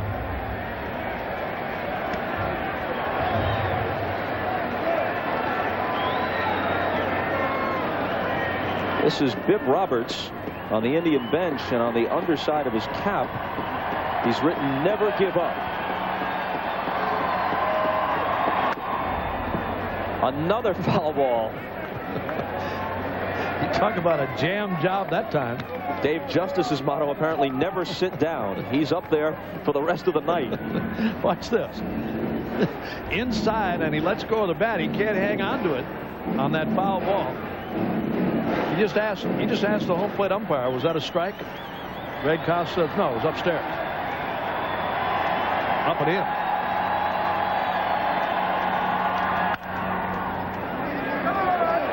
Yet again. Well, he's making Alfonseca work here. It's about the 6th foul ball that Justice has hit against Alfonseca. Keep messing around in there. You better get off the inside on him. That's why Justice never has problems with left-handed pitchers. It's just as well against left-handers as he does right-handers. And that's because his approach is the same. He keeps his front shoulder in, and he doesn't pull out. A lot of left-handed hitters have trouble with left-handed pitchers because they pull their front shoulder out, and they can't handle the pitches that break away. See how that front shoulder stays in there until the last moment. He's fouled 7 consecutive pitches now. Checks his swing. They check down at third. This time Ed Montague says no, he didn't go around. Full count. That looked like a split-fingered fastball from Alfonseca. Down it goes, and Justice on a check swing, and he did. Look at David Justice take that front hand off the bat to show everybody he's in control. Yep. Yep. Not that time.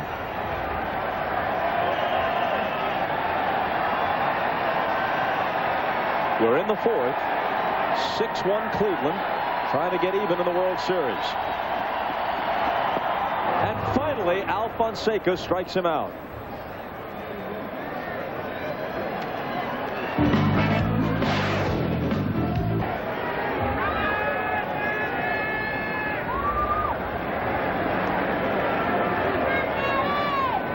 Alfonseca has now struck out 3 since he came in the 3rd. Ball 1 inside to Matt Williams. Took him 14 pitches to strike out David Justice, but he finally finished him off.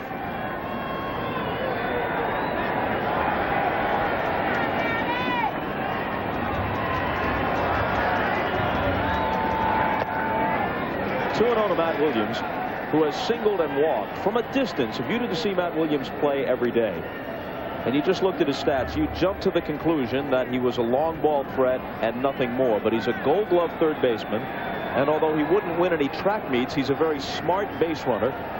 And you saw it as he scored from first on the Alomar double earlier in the game, the way he was able to execute the hook slide around the Charles Johnson tag.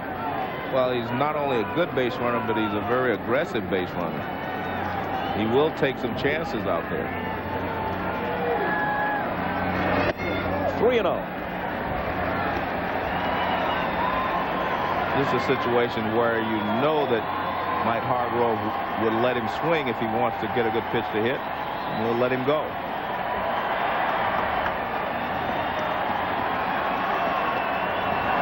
He is swinging. He shatters the bat, and it's a base hit by Bonilla. And you can see how Bonilla is struggling out there.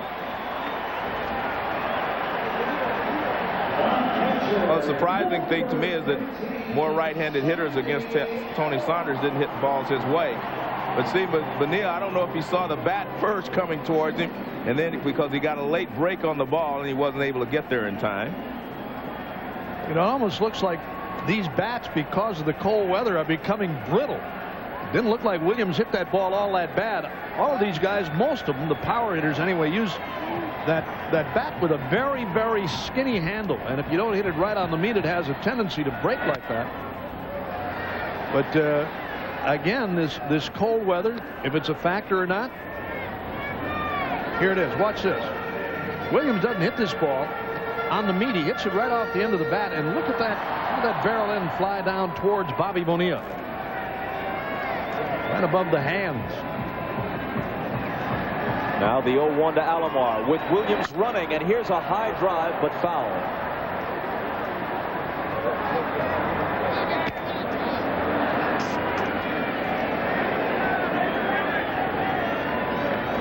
Well, Alfonseca points over to Darren Dalton, says, okay, I'll watch him this time.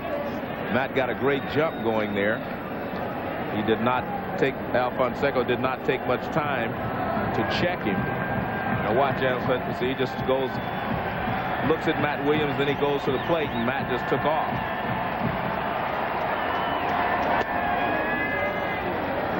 Fastball high, 1-2.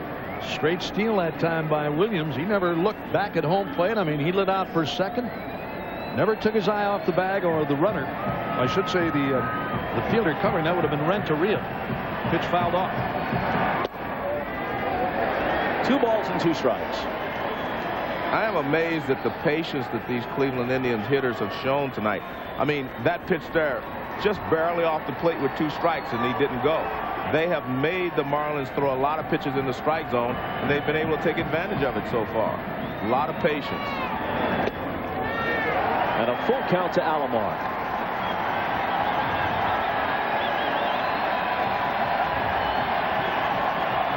Most of the time, if you're a pitcher and you figure I can get ahead, get 2 strikes on some hitters, they will help me out by chasing pitches out of the strike zone. That has not been the case tonight. Cleveland is locked in on nothing but strikes. Williams will be running from first with 2 out. And Alomar bounces it foul.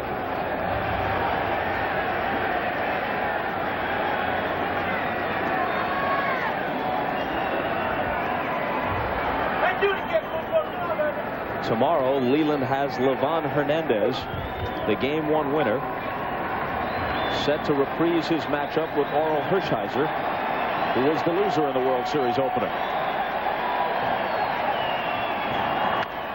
Another foul ball.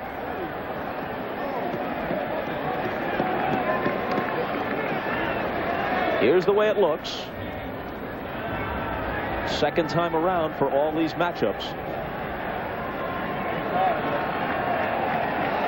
What do we think about Nagy and Leiter in a Game 7? Well, but I hope it's not like last night. Cold weather.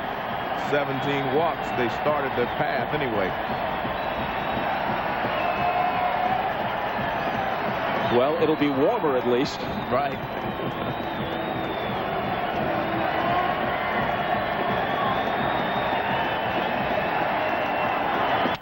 3-2 pitch hit softly into right. Another broken bat, but it falls for a hit.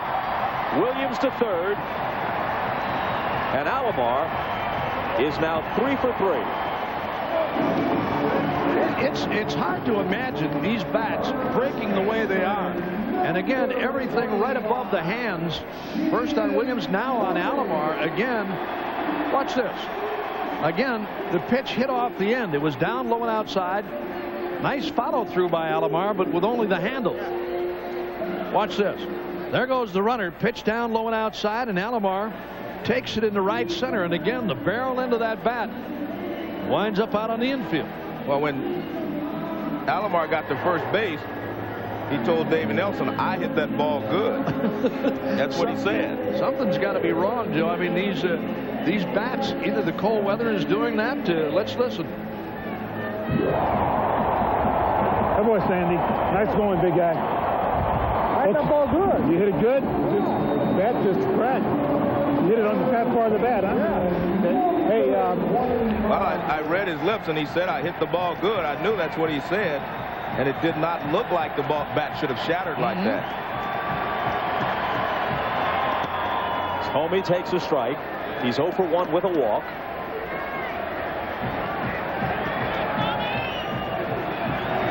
Williams at third. Alomar at first with 2 out.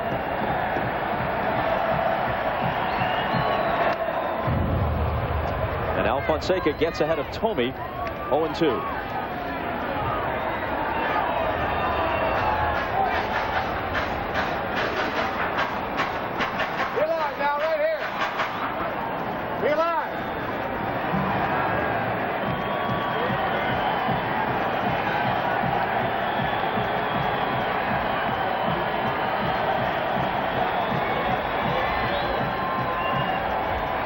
Alfonseca's 0-2 pitch.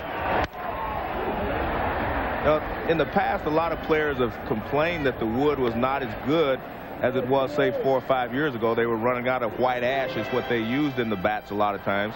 And now they're using a lot of different models of bat, a lot of different companies making bats. And sometimes that wood dries out and it will shatter. And this cold weather doesn't help it. He lays off. It's 1-2. As we mentioned last night, you don't have to have played in the major leagues. If you've played baseball anywhere, little league, high school, in cold weather especially, when they get in on your hands and they bust your bat, man, does that sting. You get those bees going in the palms of your hands. It's a strange feeling and not a pleasant one.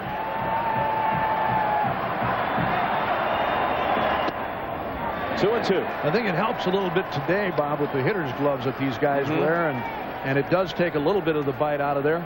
But yeah, you hit one off the end. I even think sometimes when you hit one off the end, it stings you a little bit more. I mean, it jars you more, and down around the handle they sting. Yeah, absolutely.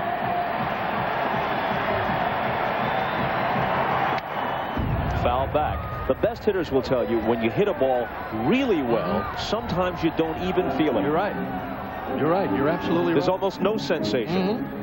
Sometimes you hit a ball, I mean, even a home run ball, you hit a ball a long, long way. It feels like the ball almost slides off the bat. There's no real impact felt by the hitter. You know when you hit it. Full count to Thome. They're not swinging at anything on the strike zone. Here's a look at Thome's bat. You see these different models. His end of this bat is hollowed out. You know, the barrel end. We call that cup in the bat. The reason for that is you can get a heavier bat with better wood. You cup it out and it swings like a lighter bat, but it has the great wood in it. See that hole right there? That's what it is. That's called a cup. And he finally strikes him out with a high fastball to end the inning. The Indians don't score and still lead it 6-1. This is between innings. Eric Davis of the Orioles, sporting a very dapper chapeau, is honored as the Roberto Clemente Award winner for 1997 in recognition of his charitable activities and for his courage in continuing to play baseball during his battle with cancer. Well, now to the game at hand, the Indians leading it 6-1, but they may regret, if the Marlins rally like they did last night, may regret the fact that they've left 5 on base the last couple of innings. They had the bases loaded with nobody out after they established a 6-0 lead when Alfonseca came in, and they were unable to increase that advantage. It's 6-1 now. Things have kind of slowed down for the Indians, but Jared Wright is still throwing well in the 90s. Working into the 5th inning here. He's thrown 78 pitches through 4+. They had better swings at him last inning than any time in the ball game. He's struck Devon White out both times he's faced him. I still think Wright is capable of 90+. I'm talking about 94, 95. There you see it right there. I think every once in a while he pulls back on that fastball. Not a straight change. He'll take something off the curve, but he's still capable of throwing in the high 90s. 3-2.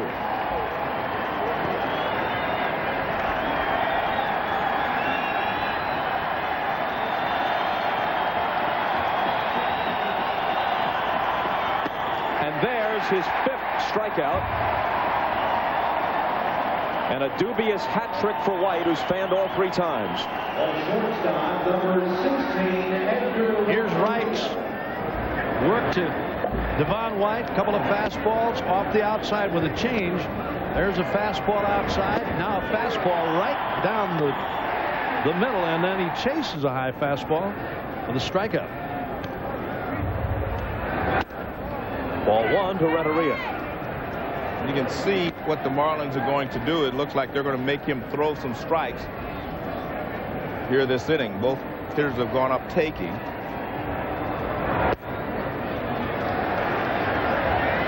Jared Wright really established himself in September of this year when he beat the White Sox twice in the space of a week, and that just about finished Chicago in the Central Division race. And in those 2 starts against the White Sox, Albert Bell and Frank Thomas were a combined 0 for 11 against him. I don't know anybody could put an 0 for 11 on Frank Thomas. He's such a good hitter. 2-2. But if I was that young kid, I'd beware next year. Well, this guy, having watched him pitch early when they brought him to Cleveland, having seen him pitch against Milwaukee, I'll tell you, I was really impressed with him.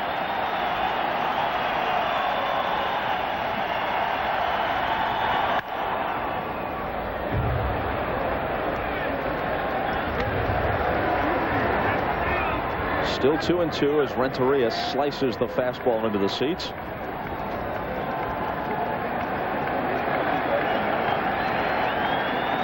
You're permitted to do what Wright is doing on a cold night. In the air to right. Ramirez has it lined up. You can't go to your mouth, but you can blow on your hand without leaving the mound when the weather conditions are like this, just to get some warmth. As long as you don't stick your fingers in your mouth. You're right, Bob. Matter of fact, last night during the game, everybody that worked in the game talking about the pitchers said that it really wasn't all that bad as long as you're able to blow on your hands, get a little moisture in there, and nothing big enough where it's going to make the baseball do funny things, but just to get a little moisture and stickiness on your fingers so that baseball doesn't feel like glass. Now Sheffield, who's walked and struck out, hitting in the circumstance that Cleveland prefers, with 2 out and nobody on base.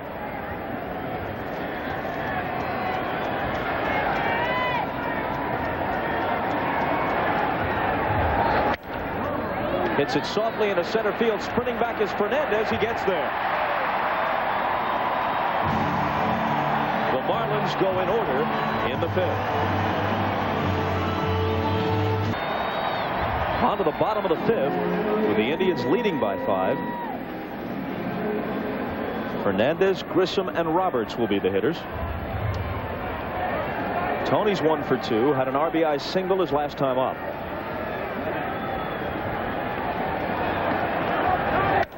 And he swings on Alfonseca's first offering. Pops one toward Alou.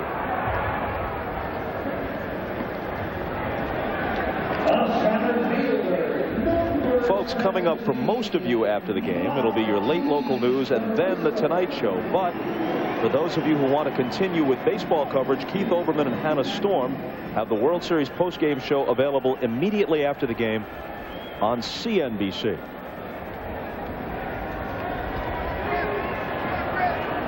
Grissom's 0 for 2.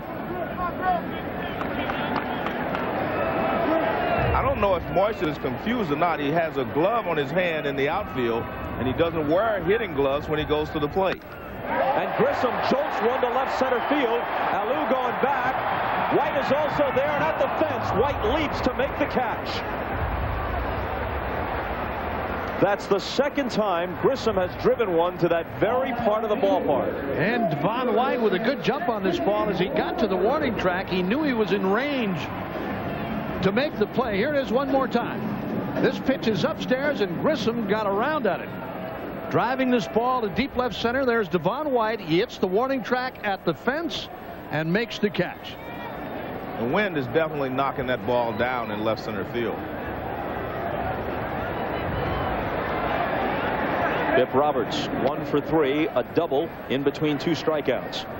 Again, Devon White, he's in cruise control now. He knows he's got room. He took a look at the wall, knows he's got room, and makes the catch. Roberts bounces it to Dalton, takes it himself, and the Indians go very quickly in the 5th.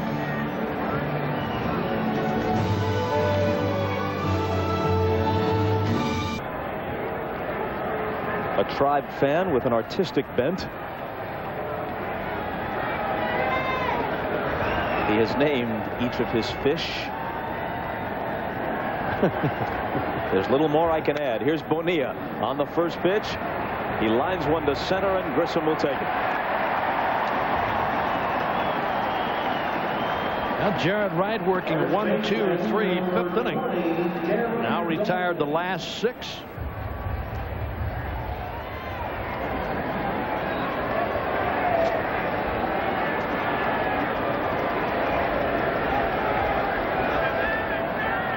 Dalton had a double off the 375 sign in right his last time up. Takes a ball. You know, no matter what you say about this kid tonight, Bob, and he's thrown a lot of pitches. He's only allowed 3 hits in this game. He's walked 4. Actually walked 5. But I mean, still in here in the 6th inning and still throwing hard. Hargrove said maybe 7 innings out of him tonight, maybe even 8.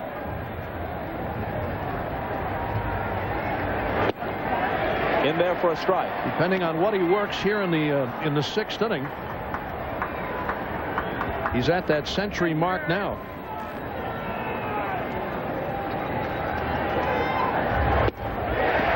Two and 2.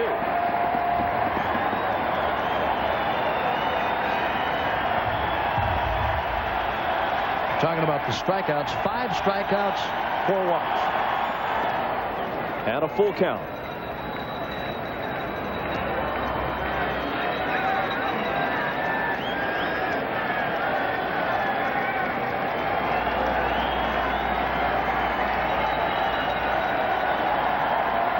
Moises Alou on deck. Ball 4. And now the strikeouts and walks are even. Listen to the conversation between Bip Roberts, who's back in left field, and Dave Nelson after Roberts grounded out to end the previous half inning. All right, young man. You a little shaky? Let me For more on that, let's go to Keith Olbermann. Keith? Bob, Dave Nelson has elaborated on that here in the Indians dugout, and it is early signs of flu for Bip Roberts, or flu-like symptoms in the head and the stomach, Bob. But for the moment, he stays in. Striking a Napoleonic stance in left field. Hand tucked in shirt.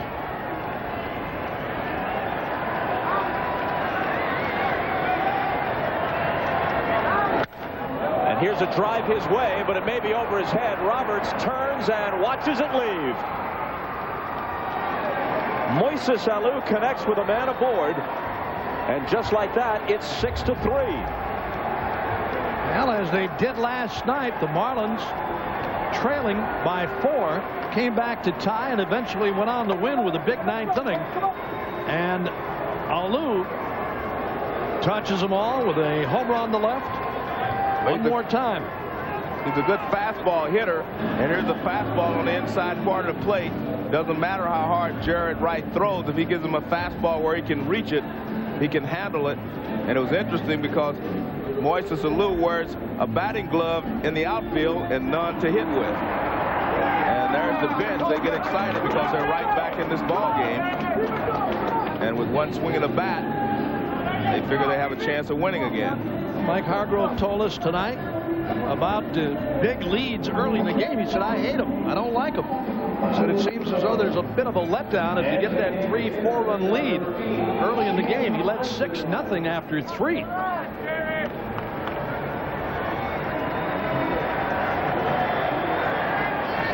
Well, 99 pitches now for Jared Wright. Hargrove talked about 100 to 110, the possibility for him. There's action in the bullpen for Cleveland.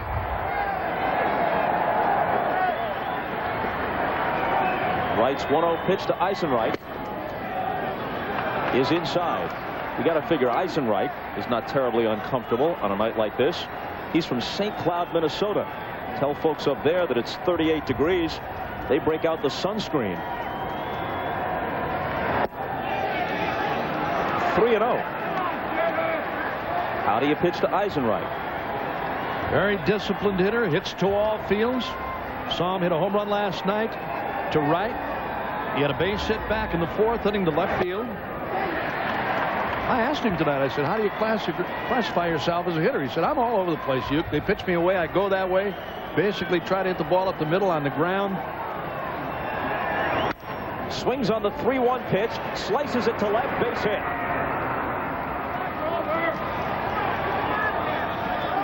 Well, you can hear some grumbling in the stands now. People hollering, get him out of there. And again, Jimmy Eisenreich with a base hit. Only one man out. Here it is again. Fastball out over the plate. He knocks it into left center field for a base hit. Well, as they did last night, Marlins mounting a charge here in the 6th.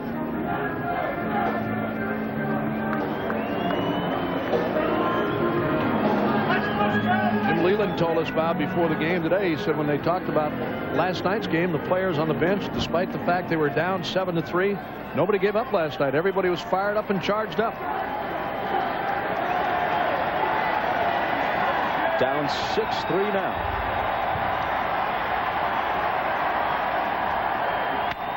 Johnson lines it to Tomey. It's going to be a double play after this little do-si-do with Eisenreich is over with. So they settle for 2 on the homer by Alou. Tomey holding Eisenreich, and then when Johnson lines it to him, Jim is stranded out there, and at first he says, I'll try to evade him, and then, well, who am I kidding? Well, this is not a bad base running play by Eisenreich because the ball's hit behind him and there's nothing he can really do. He can't outrun the baseball, and he took his normal lead and the ball is sliced behind him. So no place to go. That's just bad luck if you're Jim Eisenreich on first base. Here's the new Marlin pitcher, 37-year-old Ed Vosberg.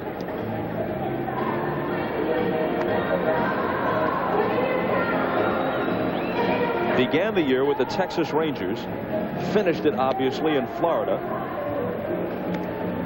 A combined record of 2-3. Al Fonseca, who preceded him, did a very good job. He pitched 3 innings, allowed 3 hits, no runs, didn't walk anybody, struck out 4. The first man he faced, Tony Fernandez, did single to center with the bases loaded to produce a single run. That run was charged to Tony Saunders, the last of the 6 he allowed.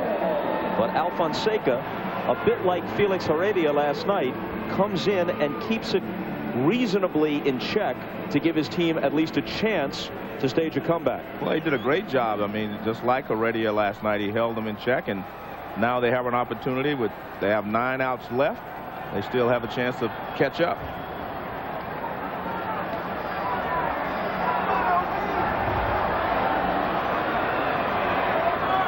Vizquel singled in the first and then scored as Ramirez followed with a homer. Overall 1 for 3. There's a strike.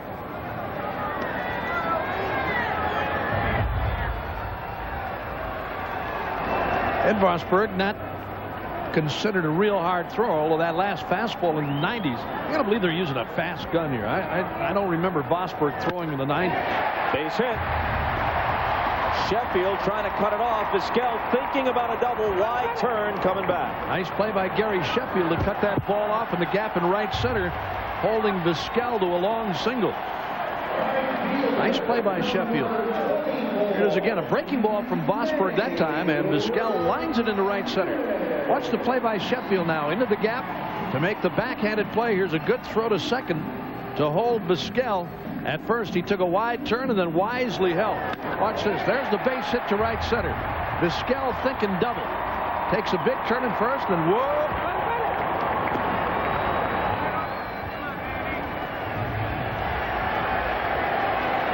Devon White right behind Sheffield. Alphonse and Gaston. I got it. You got it. Just in case Sheffield missed it, Devon White was going to hold the scout at first with that phantom throw. Little outfield pantomime. Dalton's able to pick it up as the pickoff throw got away. Well, one throw got away from him on the first base side. This time this one is on the inside of the bag, and he throws a shoulder block into Vizquel and goes after the ball. Vizquel, a relatively small guy, has no chance in that one-on-one with Dutch Dalton. He could have gotten steamrolled.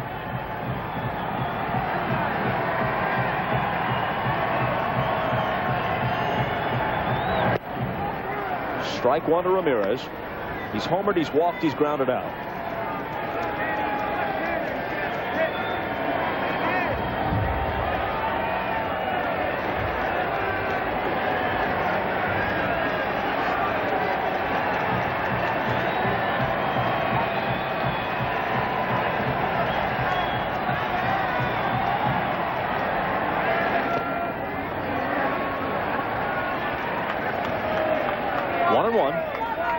Manny Ramirez back in the first inning against starter Tony Saunders. Got an off-speed pitch and hit it out of here in right field. He went right along with it, and he gets almost the same kind of stuff from Eddie Vosburgh. There it is right there. Tony Saunders threw an off-speed pitch down low and away, and he hit it out of here in right. Get basically the same stuff. Now Charles Johnson wants to talk things over with Ed Vosburgh. Vosburgh, breaking ball, change up. He's got a curve change, fastball that'll run away from a right-handed batter.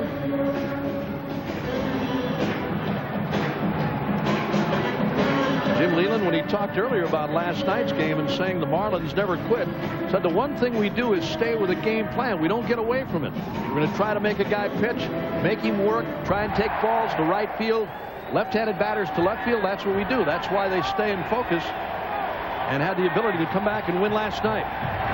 1-1 pitch fouled off. With Vosburgh's appearance here, Jim Leyland has now, in about 3.5 ball games, used every pitcher on his active roster for this World Series at least once.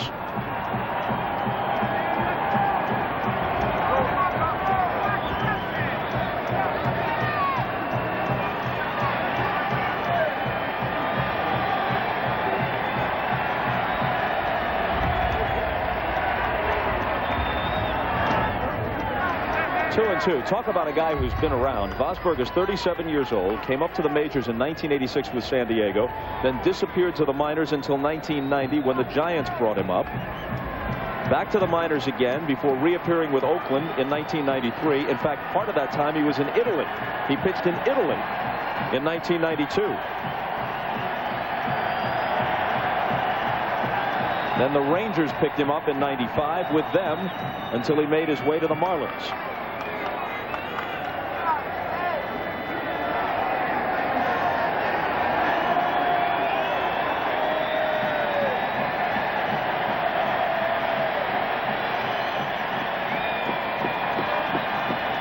And his 2-2 pitch.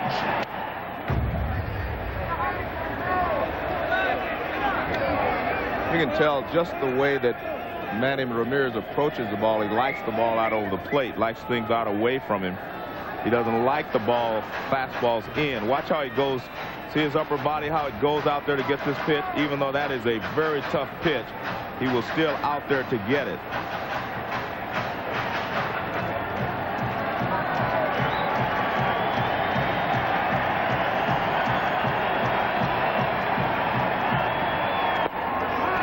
Full count.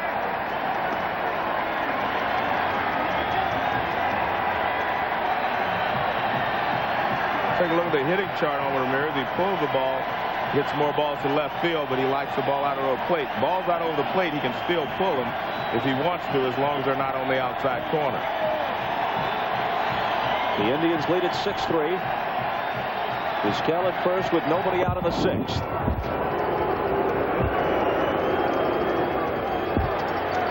Because this team has not scored any runs since the 3rd inning, you can almost expect for Hargrove to try to do something here. Go ahead and send Vizquel from first base just to try to get his team back into the groove. There he goes. Swing and a miss. Throw from Johnson.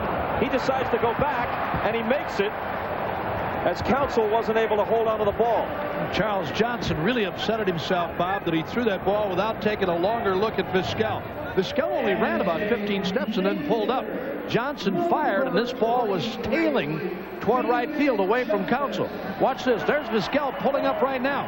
He sees the strikeout by Ramirez, and then the ball mishandled by Counsell as he went to make the throw back to the bag. There's Vizquel's break. He's got his eye on the batter all the way. Swing and a miss. Now the throw to second. Counsell can't handle it. He tried to get the exchange too quickly, dropped the ball, and Vizquel gets back safely. That throw from Johnson tailing a little bit toward right field. And a ball to Justice. Watch it again. Well, what happens, really watch him again. Counsell takes his eyes off the ball, and he looks to see where Vizquel is, and he knows he has to hurry. And you mentioned he could not make the transfer. Well, Charles Johnson unhappy with that throw. He knew that ball sailed a little bit on Counsell, and Craig couldn't handle it. Didn't handle it cleanly, and he got back. Normally you see a catcher on that play, Joe, run right at the runner instead of making the throw. He runs at the runner to get him to commit one way or the other. The runner goes. Johnson gets a chance to throw. It's a little off the bag, and it skips into center field. But Vizquel will not advance.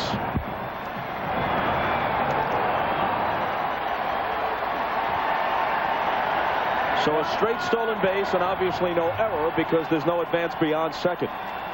Now that's not a bad pitch for Johnson to throw on, but he threw that ball on the shortstop side of second. There you see Vizquel getting up at the plate, run down in center by Devon White. Here's Vizquel again with a hit first slide. Renteria can't make the play. Throw on the other side of the bag. And Johnson, kind of surprising tonight. There's a couple of bad throws back to back, one tailing one way. He threw the other one in the left center field.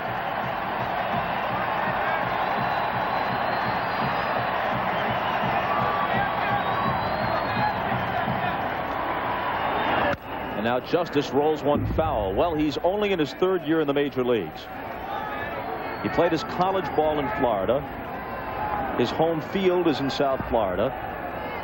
He can't have caught too many games in conditions like this.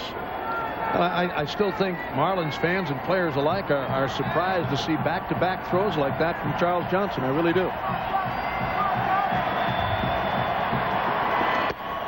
3-1 to Justice, but could the cold have something to do with it? Well, I guess it could, Bob, but in all honesty, and we'll find out, I just don't think that it bothers you that much. You're throwing back and forth all the time. You're pounding your hand in the glove. If indeed the baseball was a little bit slippery, had a lot of velocity on it, just made 2 bad throws. And now Justice walks. The Indians lead 6-3. They were up 6-0 at one point. With Vizquel running in this inning, it gives you an indication, Joe, that Mike Hargrove is not at all comfortable with just a 3-run lead. He's trying to generate something to give himself a bigger cushion.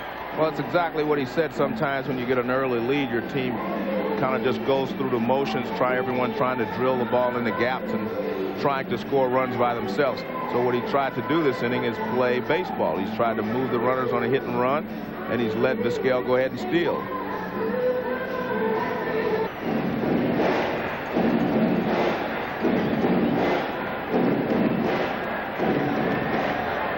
Now Matt Williams comes to the plate. with 2 on and 1 out. He's singled twice and walked.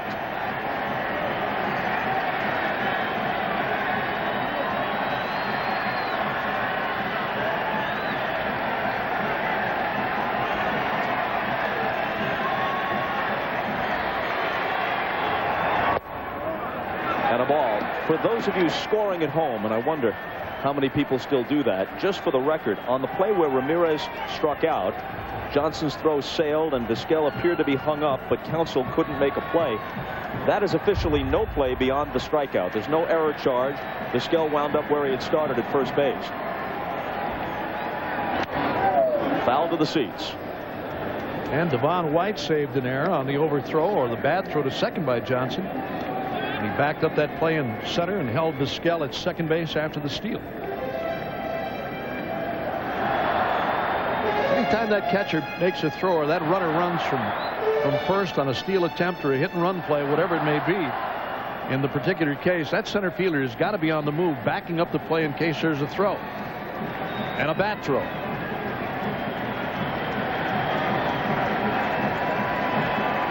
The 1-1 pitch. Misses.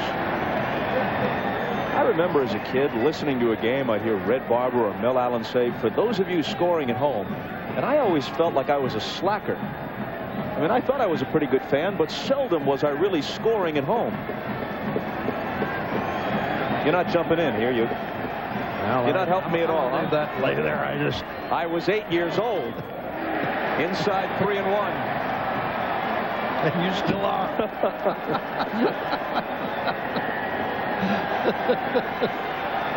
Mossberg just crossed Johnson up on that pitch. He threw him looked like something hard, and Johnson was looking for a breaking pitch. And he told him which sign they're using. He reminded him, I should say. The 3-1 pitch. Walker. Now Mossberg, another one of those guys that just doesn't give in. I mean, he works away, and tries to get you to chase. He's got the bases loaded now with only 1 man out, and Sandy Alomar, who's had a good night. Coming in there now. Double to left center his first time up. That produced a run.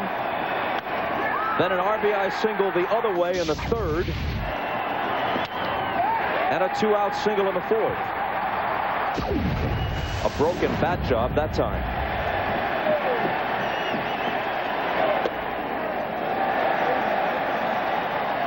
One and 0.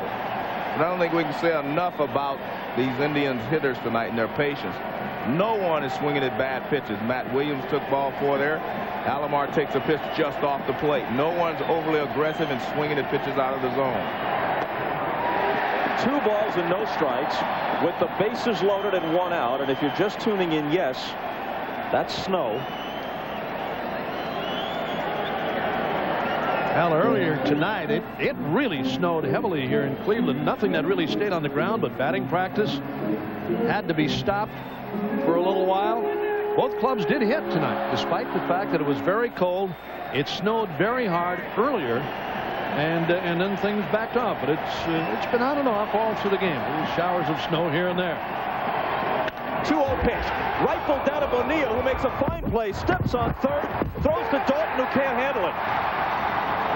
Trying to get the double play. And so a run scores. Nice play by Bonilla. He had a tough run to get to the bag. Then he had to throw off balance. So he just kind of drops down, comes up with it. Now watch. He steps on the bag, throws off balance, and the throw is up the line. Dalton tries to catch it and tag Alomar as he goes by, but not able to do that. You see not a lot of range there for Bonilla, but he does come up with it. He steps on the bag, and his throw is just offline. He doesn't come home with the ball simply because he thought he had a chance of getting a double play on the slower catcher running, but the throw you can see is offline. A good throw, and he would have had it.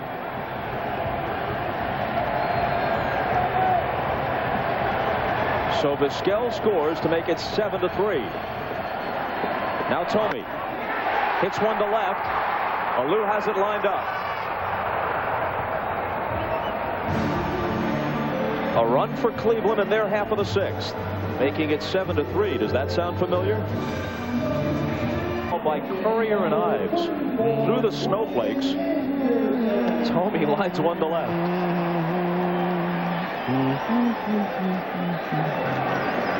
And as best we can read it, the temperature around 37, 38 degrees. It's not bad. Not too bad. New pitcher in shirt sleeves, Brian Anderson. What is it with all these guys without the long sleeve shirts? We asked Jim Leland about that tonight. He said, really? I didn't notice. And a new left fielder, Brian Giles. As we noted earlier, Biff Roberts wasn't feeling well. Early onset of the flu, it seems. And so Giles replaces him in left.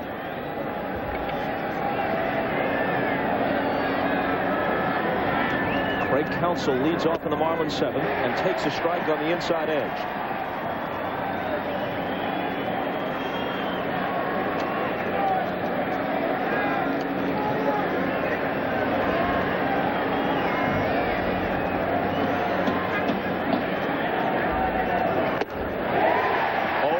Last night, the Indians led 7-3.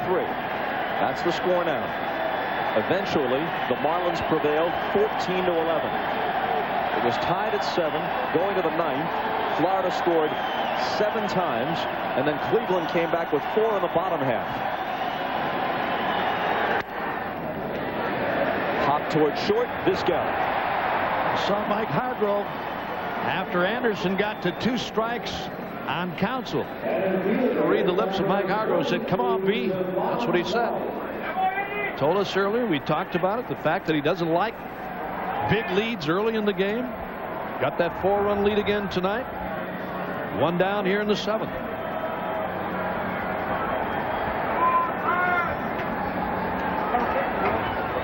Devon White happy to see anyone other than Jarrett Wright, against whom he struck out all 3 times.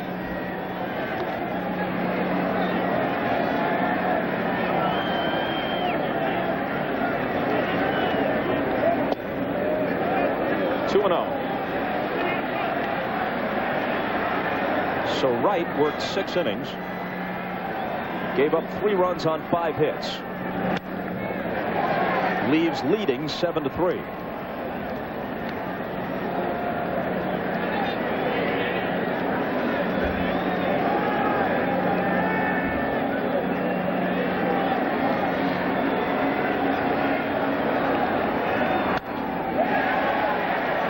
Two and 2. Here are the 3 strikeouts. First one, he couldn't check his swing as the leadoff man in the game.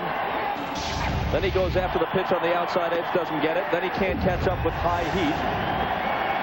Now he turns around to the right side against Anderson and strikes out against him too.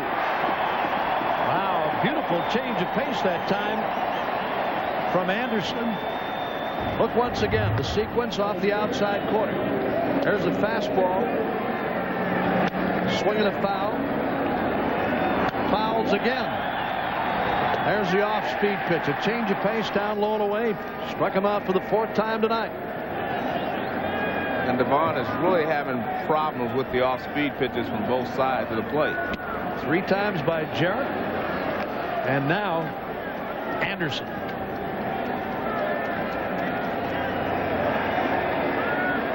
Renteria bats with 2 outs and nobody on and takes a strike.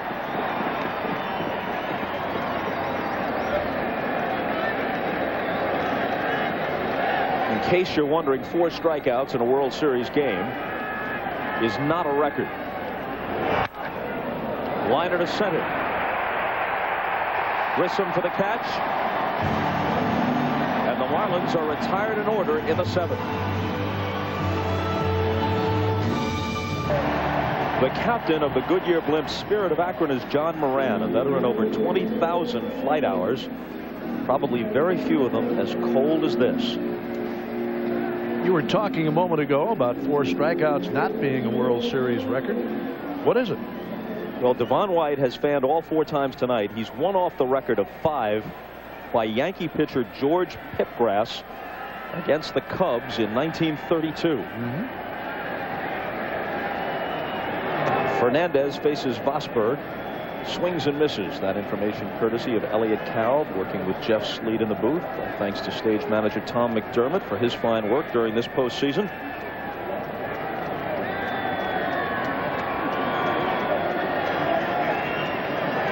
(7-3) Cleveland.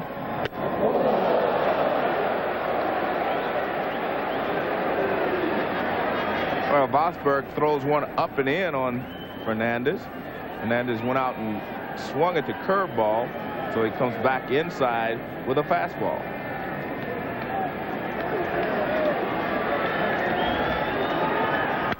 And he lines it to right for a base hit.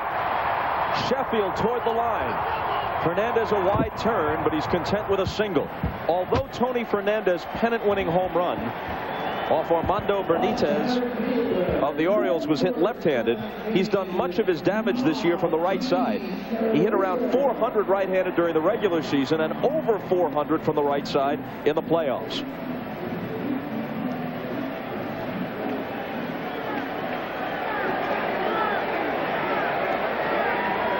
Now Grissom with his World Series hitting streak on the line. He has twice flied to very deep center, and he's also struck out tonight, 0 for 3. He's hit safely in 15 straight World Series games. Quick throw, but Fernandez gets back.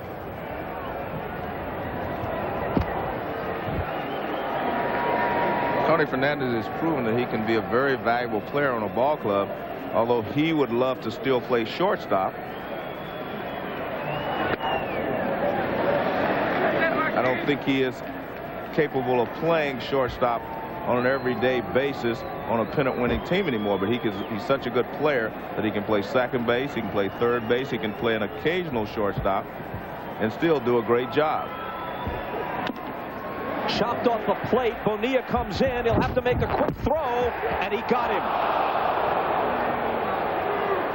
Grissom nearly kept the streak alive with an infield hit.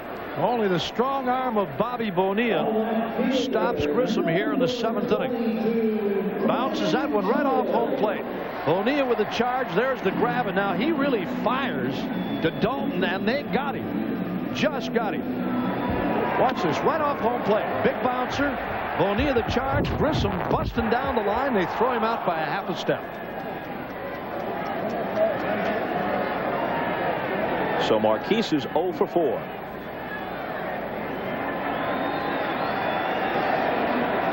Fernandez took second on the play. Brian Giles for his first at-bat of the night. He replaced Bip Roberts in left field in the top of the inning.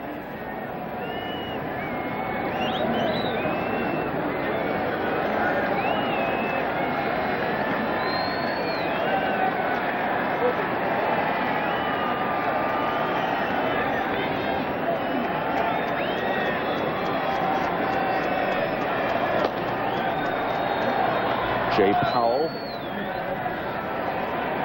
up in the Marlin bullpen. Giles hits one into center field. Devon White coming on, can't get there. Fernandez waved home. It's 8 to 3 on the hit from Giles. Excellent base running by Tony Fernandez. He looked to see where the outfielders were playing before the ball was hit, and he knew that left center field was open, and there was no way that Devon White could get to it. Giles fights this fastball off on the inside part of the plate and sends it into shallow left center field. But Tony Fernandez, you can see he's running all the way. He knows that that's a base hit. All base runners should check the outfield to see where the outfielders are playing when you're at second base. Well, the Indians bench again. They're up by 5 now at 8 to 3. Big base hit by Brian Giles.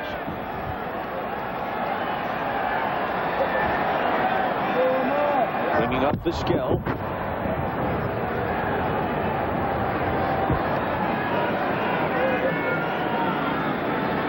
So Fernandez singles, takes second as Grissom bounces out and comes home on Giles' soft single to center.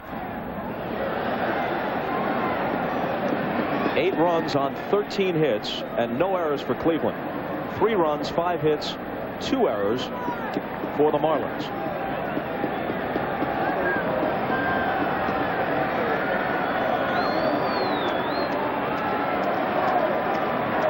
Tomorrow, Hernandez against Hershiser in Game 5. They've got him picked off. Giles hung up. Dalton running him towards second. Makes the tag himself.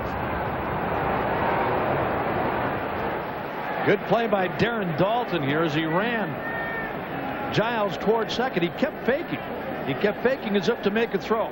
Here's the pickoff. Giles is a dead duck. They've got him. Now Dalton chases him toward the bag. There's a couple of fake throws, and he finally puts the tag on Giles. Didn't have to take a chance on making a throw. Here it is again. They got him. Had him picked off a mile. Giles heading towards second. There's Dalton with the tag. Second out in the inning. Normally on a play like that, you like to run the guy who's in the rundown back to the bag he came from, back to the base he came from. But in that instance, Darren Dalton ran him down. Mike Hargrove just said to Brian Giles, good move. At least it gets you in out of the cold.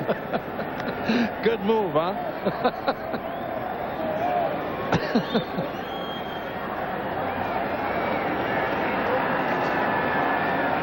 Borders, Alomar asking Giles, so how is his move? Good. Evidently. Alou coming on in left field, gets there to make the catch and retire Omar Vizquel. But the Indians make it 8-3 with a run in the 7th. Last night, the Indian bullpen failed Mike Hargrove for the first time in recent memory. Tonight, trying to protect what is now an 8-3 lead as we move to the 8th. He's got the right-hander Jackson and the left-hander Assenmacher up.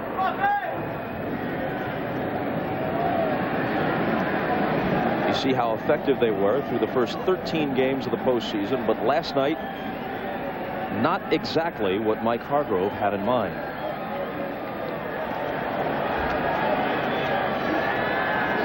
Sheffield leads off in the 8th. Joe, when you see him do that little twitching motion before each pitch, even though it's not the same move, is it the same idea that you had when you twitched your left arm? No, mine was a little different in that I was just reminding myself to get my elbow away from my body. What he's doing is getting his bat started, so he never stops it. He never stops his bat. Compare and contrast. I like yours better. I can't hit it as far as he can, no. I couldn't hit it as far as he can. But it's interesting when you twitch your arm just before you enter a notation on your scorecard. Some habits are hard to break. That footage, by the way, although we didn't see the play, was from Game 7 of the 1975 World Series 22 years ago tonight. Joe Morgan's 9th inning hit off the Red Sox Jim Burton snapped a 3-3 tie, gave the Reds a 4-3 win and the championship in Game 7. And it wasn't cold either. At least it didn't feel cold.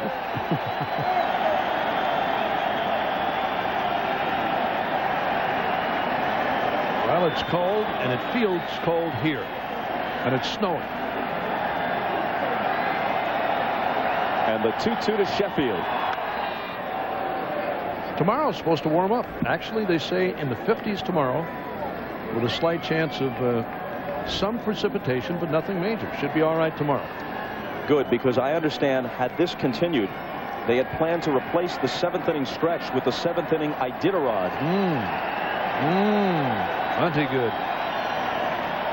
Another 2-2 pitch, and Sheffield is gone.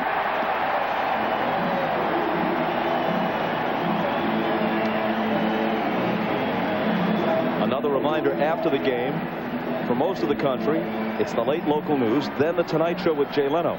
But for the more avid baseball fans out there, the post-game show immediately follows on CNBC, hosted by Hannah Storm and Keith Olbermann.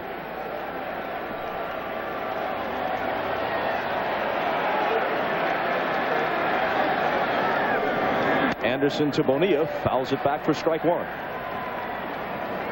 We're in the 8th.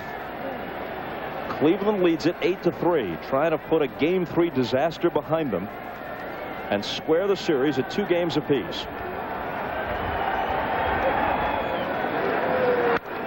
Popped up, way up. Who wants it? Tomey calling. Whoa! And he has to backhand it in front of the mound.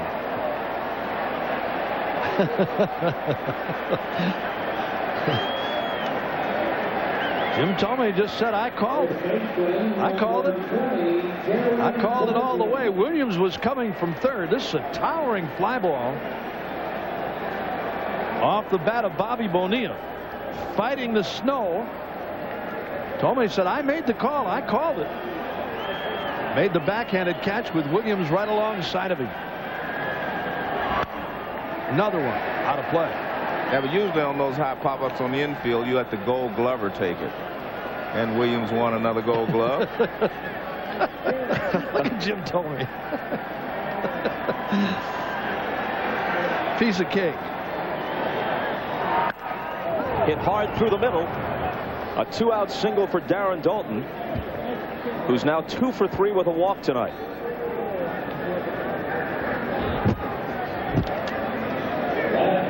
Well, he tries to get a fastball in on Daulton. He doesn't get it in far enough, and Daulton just slaps it back through the middle for a base hit. See, it was in, but just not far enough, and Daulton is really swinging the bat well. He's been swinging the bat so well. He's been patient and getting pitches to hit. Actually, the ball's out over the plate. They were trying to get it in, but they couldn't get it in far enough. Now Lou homered his last time up off Jarrett Wright. Off a fastball, so they throw him a changeup to start this at bat. Dusty Baker said both Lou and Sheffield could handle anybody's fastball on any given night.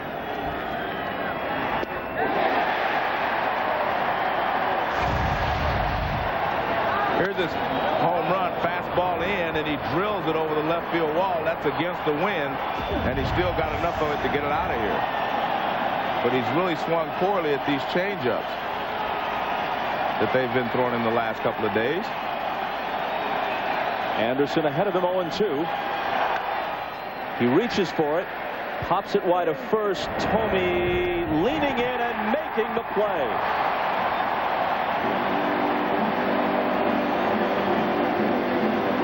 To the bottom of the 8th, Indians by 5.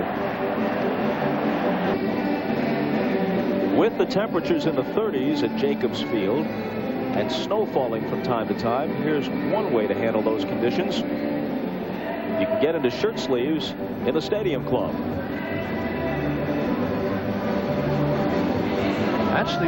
That's the restaurant area in the main lobby here at Jacobs Field. When you come into the ballpark, the area downstairs that has an excellent seating section for watching the game on TV and sipping your favorite beverage, knocking out your favorite food.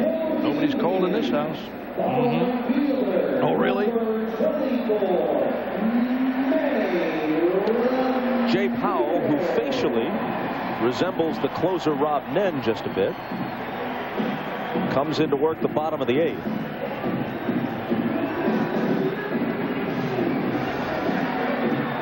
They've all had their chances. Cook and Nen have been the key guys, and Heredia was very important last night, keeping them in the game and giving them a chance to peck away and come back. Ramirez is the first man up, taking the ball. Since homering in the first, Manny has walked, grounded out, and struck out.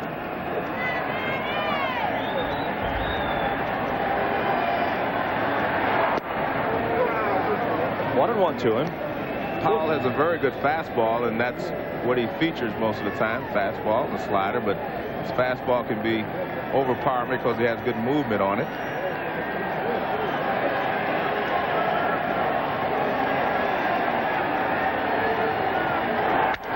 Line drive, Renteria knocks it down.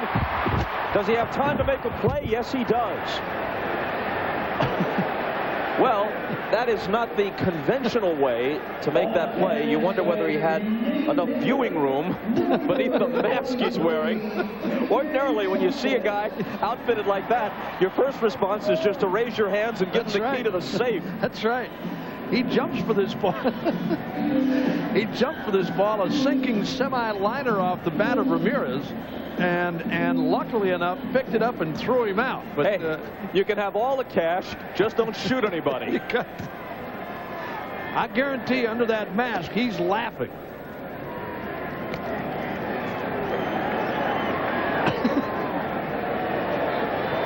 That's kind of embarrassing.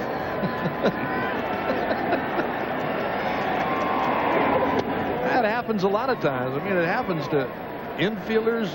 You think that ball has really hit at you, Joe. I mean, you've seen it a lot of times. I know that. I mean, sometimes it is hit very hard and has that sink on it.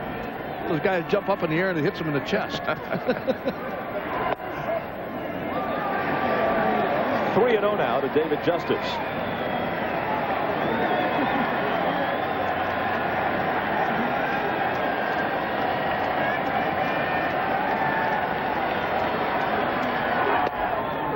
In there. Jay Powell was 7-2 this year. His ERA was 3.28. He's 25 years old, a native of Tennessee. And he walks Justice.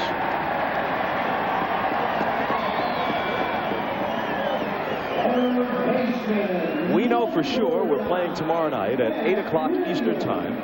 Lovan Hernandez against Oral Hershiser. If the Cleveland lead holds up in this game 4, we know for sure we're playing on Saturday at Pro Player Stadium in Florida. There's Hershiser, the game 5 starter for the Indians. That was the worst outing of his postseason career in game 1 of this World Series. Only his second playoff or World Series loss, bringing his record to 8-2. And this is a long drive to left, and it is gone. Matt Williams putting the finishing touches on a perfect night. 2 singles, a homer, and a pair of walks. And I can't say enough about these Cleveland hitters' discipline in this ball game. They have swung at nothing but strikes. They're not taking a lot of pitches in the strike zone. They get their pitch and they hammer it. This is a high fastball, belt high right out over the plate, and Matt Williams drills it over the left field wall. But they have all shown a lot of discipline in this ball game and have been able to get pitches to hit. Mad scramble there in left field. Another thing I've always liked about Williams, Joe, is you watch this one go out of here. Not one of those guys that stands there and watches. He hits the ball and he knows it's gone. I mean, he takes off and runs right away. That's the reaction from the Indian bench. They knew he got it all. Fair or foul was the question, but it was fair by plenty. Second Indian homer of the night, bringing the score to 10-3 in the 8th.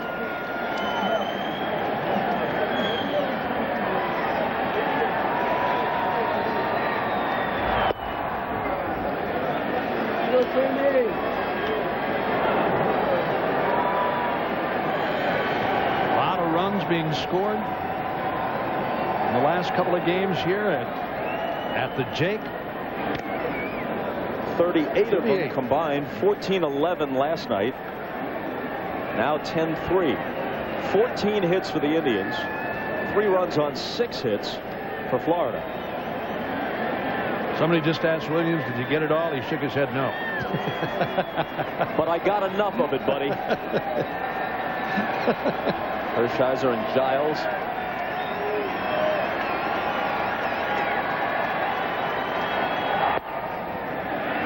Full count now.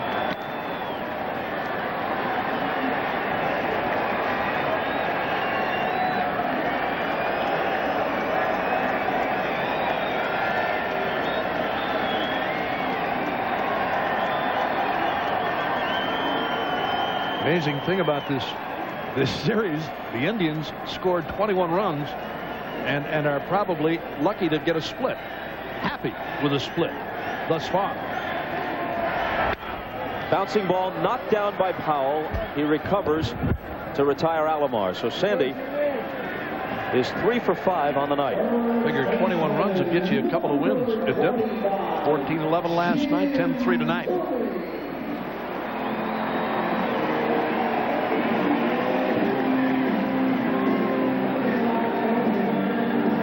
Tomey is looking for his first hit. Lined out hard to left field his last time up. Ball 1.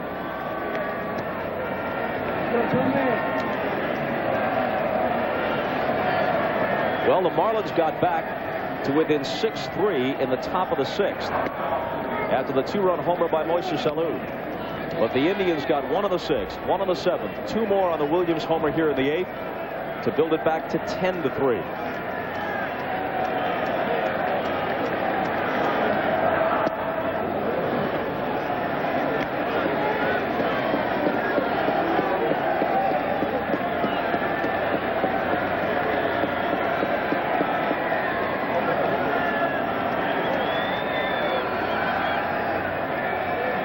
And the 1-2 pitch. 2 balls and 2 strikes to Jim Thome. The only Indian I can remember going out of the strike zone with 2 strikes was Justice when he struck out in the 4th inning. But other than that, they have stayed right in the strike zone. Hit through the middle, and Thome has his first hit of the night.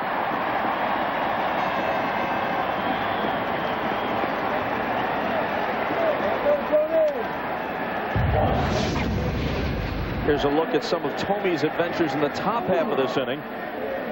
Making a lunging catch on the pop in front of the mound, and then grabbing one alongside one of our cameras in foul ground to conclude the inning. Now he singles with 2 out of the bottom half.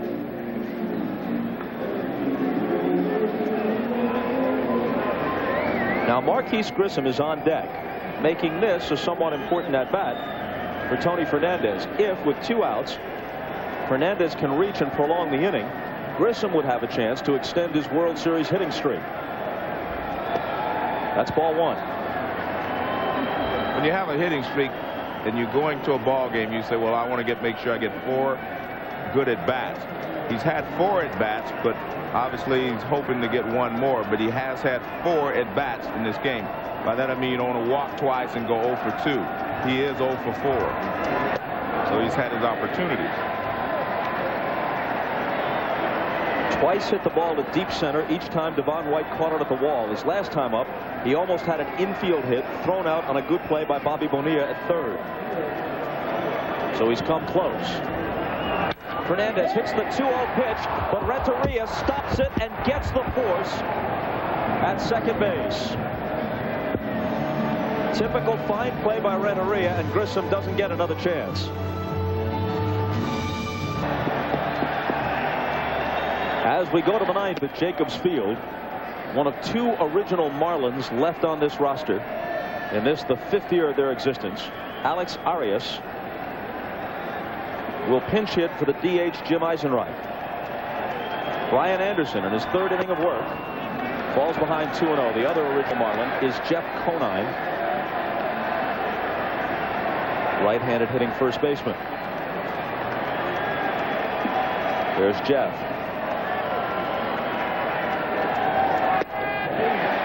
2-1. Arias hit .247 in a utility role this year.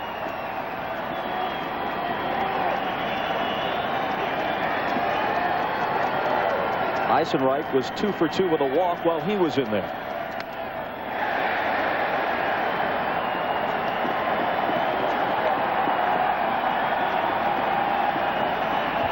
Jim Leland got out of here with 1 last night with a big come-from-behind win.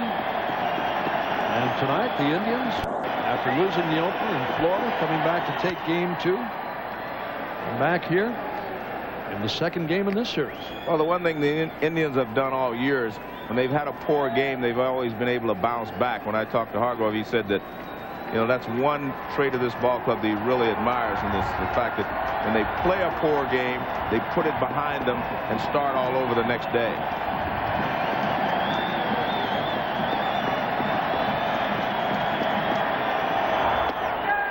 They check it first. No. Full count. Well, Jarrett Wright gave the Indians 6 innings. Then Brian Anderson came in, and if he can complete the 9th, they won't have to go deep into their bullpen at all. 6 from Wright, 3 from Anderson, and the World Series will be tied. Popped into shallow center. Out goes Alex Fernandez. Tony Fernandez, rather. Alex Fernandez would like to be playing in this series, but the rotator cuff injury has sidelined him. Just wanted to work his name in.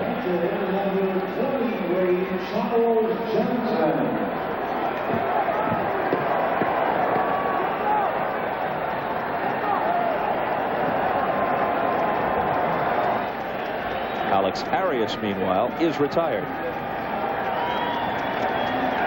Charles Johnson against Anderson. Taking strike one.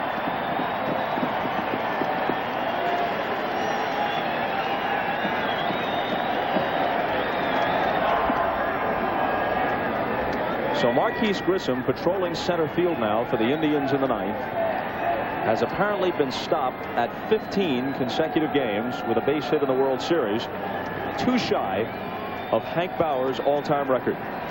Talking about Marquise Grissom, and we asked Mike Hargrove, as you look at what Grissom has done, Bauer at 17, Marquise evidently stopped at 15. Mike Hargrove talked about Grissom and David Justice as being two key people that have really turned this ball club around. No matter what he's asked Grissom to do, moved him out of the top spot to the ninth spot. Matt Williams throws Johnson out. And that's one of the other guys he talked about, Matt Williams. And while we're on the subject, Matt Williams is the Chevy player of the game. Had a good night in the field, good night on the bases, 3 for 3 with a home run at the plate, plus a couple of walks. Pretty fair night. Al, last night, for the most part, when that game ended, most of the fans had left Jacobs Field. Not so tonight. They stay to celebrate. Kurt Abbott comes up, right-handed batter, to hit for Counsell. And he fouls it off. For the record, Hank Bauer's 17-game World Series hitting streak went like this. He hit safely in all 7 games against the Dodgers in '56, all 7 the next year against the Milwaukee Braves, and the first 3 against Milwaukee in 1958 before being stopped at 17. 1 strike away from a tied World Series.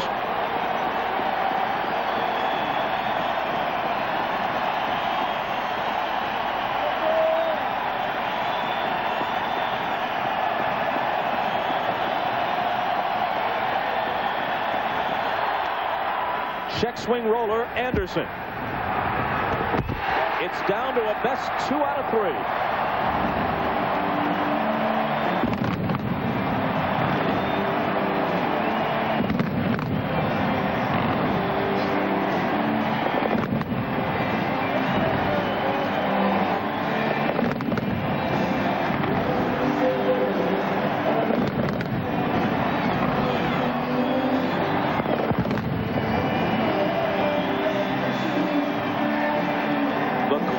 Game in World Series history goes to Mike Hargrove's Indians. And we'll be back to wrap things up after this.